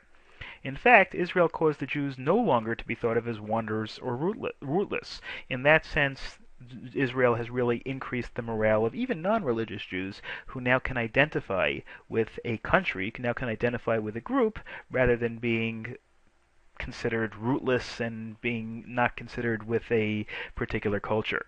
Israel has also become an alternative to assimilation. And people who are non-religious very often would have gone off and become regular Americans and totally assimilated and had nothing to do with religion or Israel or Jews. But because of Israel, very often they'll either go to Israel or at least have some cultural ties to Israel. And another challenge for American Jews regarding Israel is the dual loyalties. The idea, are you an American or are you a Jew? In other words, do you support Israel more if there was a conflict with the U.S., or do you support the United States because you're an American? This is, of course, a constant source of challenge. But paradoxically, the book points out, very interestingly, it's also allowed American Jews to avoid facing the question of whether Jewishness required religion. Whereas at one point, somebody who was Jewish but looking not to be so religious might have had to think, well, if I'm not religious, then what's my Judaism worth? Now they can just say my Judaism is supporting the State of Israel. Instead, they just focus on Israel as the central component of their Judaism, and they don't have to worry about maintaining religion. In other words, if there was a question of a secular Jew whether to teach his or her children about Judaism and religion, whereas in old times they might have done so in order to avoid the child losing the Jewish identity, now it's not as urgent because Israel takes over that identity. Unfortunately, there's also been anti-Semitism to some extent in the United States, not nearly as much as in Europe, of course, but there is social anti-Semitism. The anti-Semitism in the U.S. has generally been relatively harmless. You've never had, obviously, the same kind of pogroms and terrible measures that you had in Europe. There have been public anti-Semites in the United States in the early part of the 1900s. Father Coughlin, who gave radio addresses, as a Christian, where that was very much against the Jews. Henry Ford, of course, the head of Ford Motor Company, founder of Ford Motor Company, who was notoriously anti-Semitic. And But that has gotten less and less as we've moved along, and even those people their anti-Semitism never really caught on. For most of the 20th century, ironically, African Americans were considered the despised minority, the minority group that was the lightning rod, so to speak, and that might have actually created a little bit of a buffer to the Jews, because of the fact that it really wasn't the Jews that were being despised, it was the African Americans that were being despised as the minority instead. However, also, unfortunately, at times, Jews have suffered anti-Semitism at the hands of African American leaders who blame the Jews for their economic woes. People like Jesse Jackson and Louis Farrakhan and people like that. Well, it's hard to put them in the same category. I mean, Farrakhan was a notorious and open anti-Semite, whereas Jackson is a little bit more benign. But either way, there have been African American leaders who have used anti-Semitism as a way to rally their own people, and that's caused a little bit of hardship in those relations. And now we're already in the epilogue. We're in the at the end of the book, and that discusses the idea of Jewish end goals. What is the final goal for the Jewish communities in the United States? Well, for Orthodox, it's been the coming of Mashiach, living as religious as possible until Mashiach comes. And for the Orthodox in general, no matter how good life in the United States is, it will always be part of the Gullus. That's, I think, pretty clear. I think anybody listening to this will probably understand very quickly what that means. For socialists, Zionists, and remember the old Yiddishists, the ones that believed not necessarily in religion but in Yiddish culture, the end goal is merely a normal life, just to have a normal life like everybody else, free of discrimination and hardship, to avoid living as wanderers and pariahs, people who are hated by the general population. The most Jewish thinkers, even the secular ones, have concluded that as Jews they couldn't really gain a normal life with the other segments of society without assimilating. And that's why, unfortunately, many Jewish people, especially the non-religious, have assimilated into American culture. And as we discussed before, that's one reason for the dramatic decrease in people that identify themselves as Jews. And the author also discussed the quote-unquote price of America, of coming to America. The U.S. from the 1880s to the present day, when the Jews have moved to the United States, has generally provided social and economic status on terms more favorable than any other country in history. Jews have generally had equal rights when it comes to economics. However, the price has been, in the United States, that many Jews have repudiated their past religion and culture, and the dramatic decrease in percentage-wise of people who identify themselves as Jews. And for Eastern European Jews and many Orthodox Jews, quote-unquote Americanization can almost be considered a trap or a lure. Many Jewish immigrants of several generations have seen losing their Jewish culture as a blessing. There are some people who think that that's okay. There are some people who are non-religious who have come over. Their grandparents or great-grandparents might have been immigrants, and they're perfectly happy to become Americans, and they're perfectly happy to shed the image of the Jewish victim as a negative. And the difficult times that the early immigrants faced accelerated losing these elements. The people originally who had to work in the sweatshop and couldn't get jobs because they couldn't work on Shabbos, and who had to go to the children had to go to the Talmud Torah for 3 hours a night because they went to the public school for the whole day. Very often these people were having a hard time becoming Jewish, and if they weren't religious or they lost their religion, that would speed up the hardships that they had to endure for being Jewish, would speed up their descent into general American society. And finally, the culture of the Gullus Jew. The Gullus Jew is, it's interesting. We think of that, of course, as being a strictly religious viewpoint, that the Jew is in Gullus until Mashiach comes. But even many secular Jews in the Jewish world, especially 100 years ago, 120 years ago, thought of the Jews as being in Gullus. It was in Yiddish culture. Okay, so that even in the Yiddish culture there was the idea of the wandering Jew, so to speak. But also, as we discussed before, secular culture has been abandoned by the non-religious as a method of Americanizing and easing their integration, by the religious as a recognition that secular culture was the first steps toward assimilation.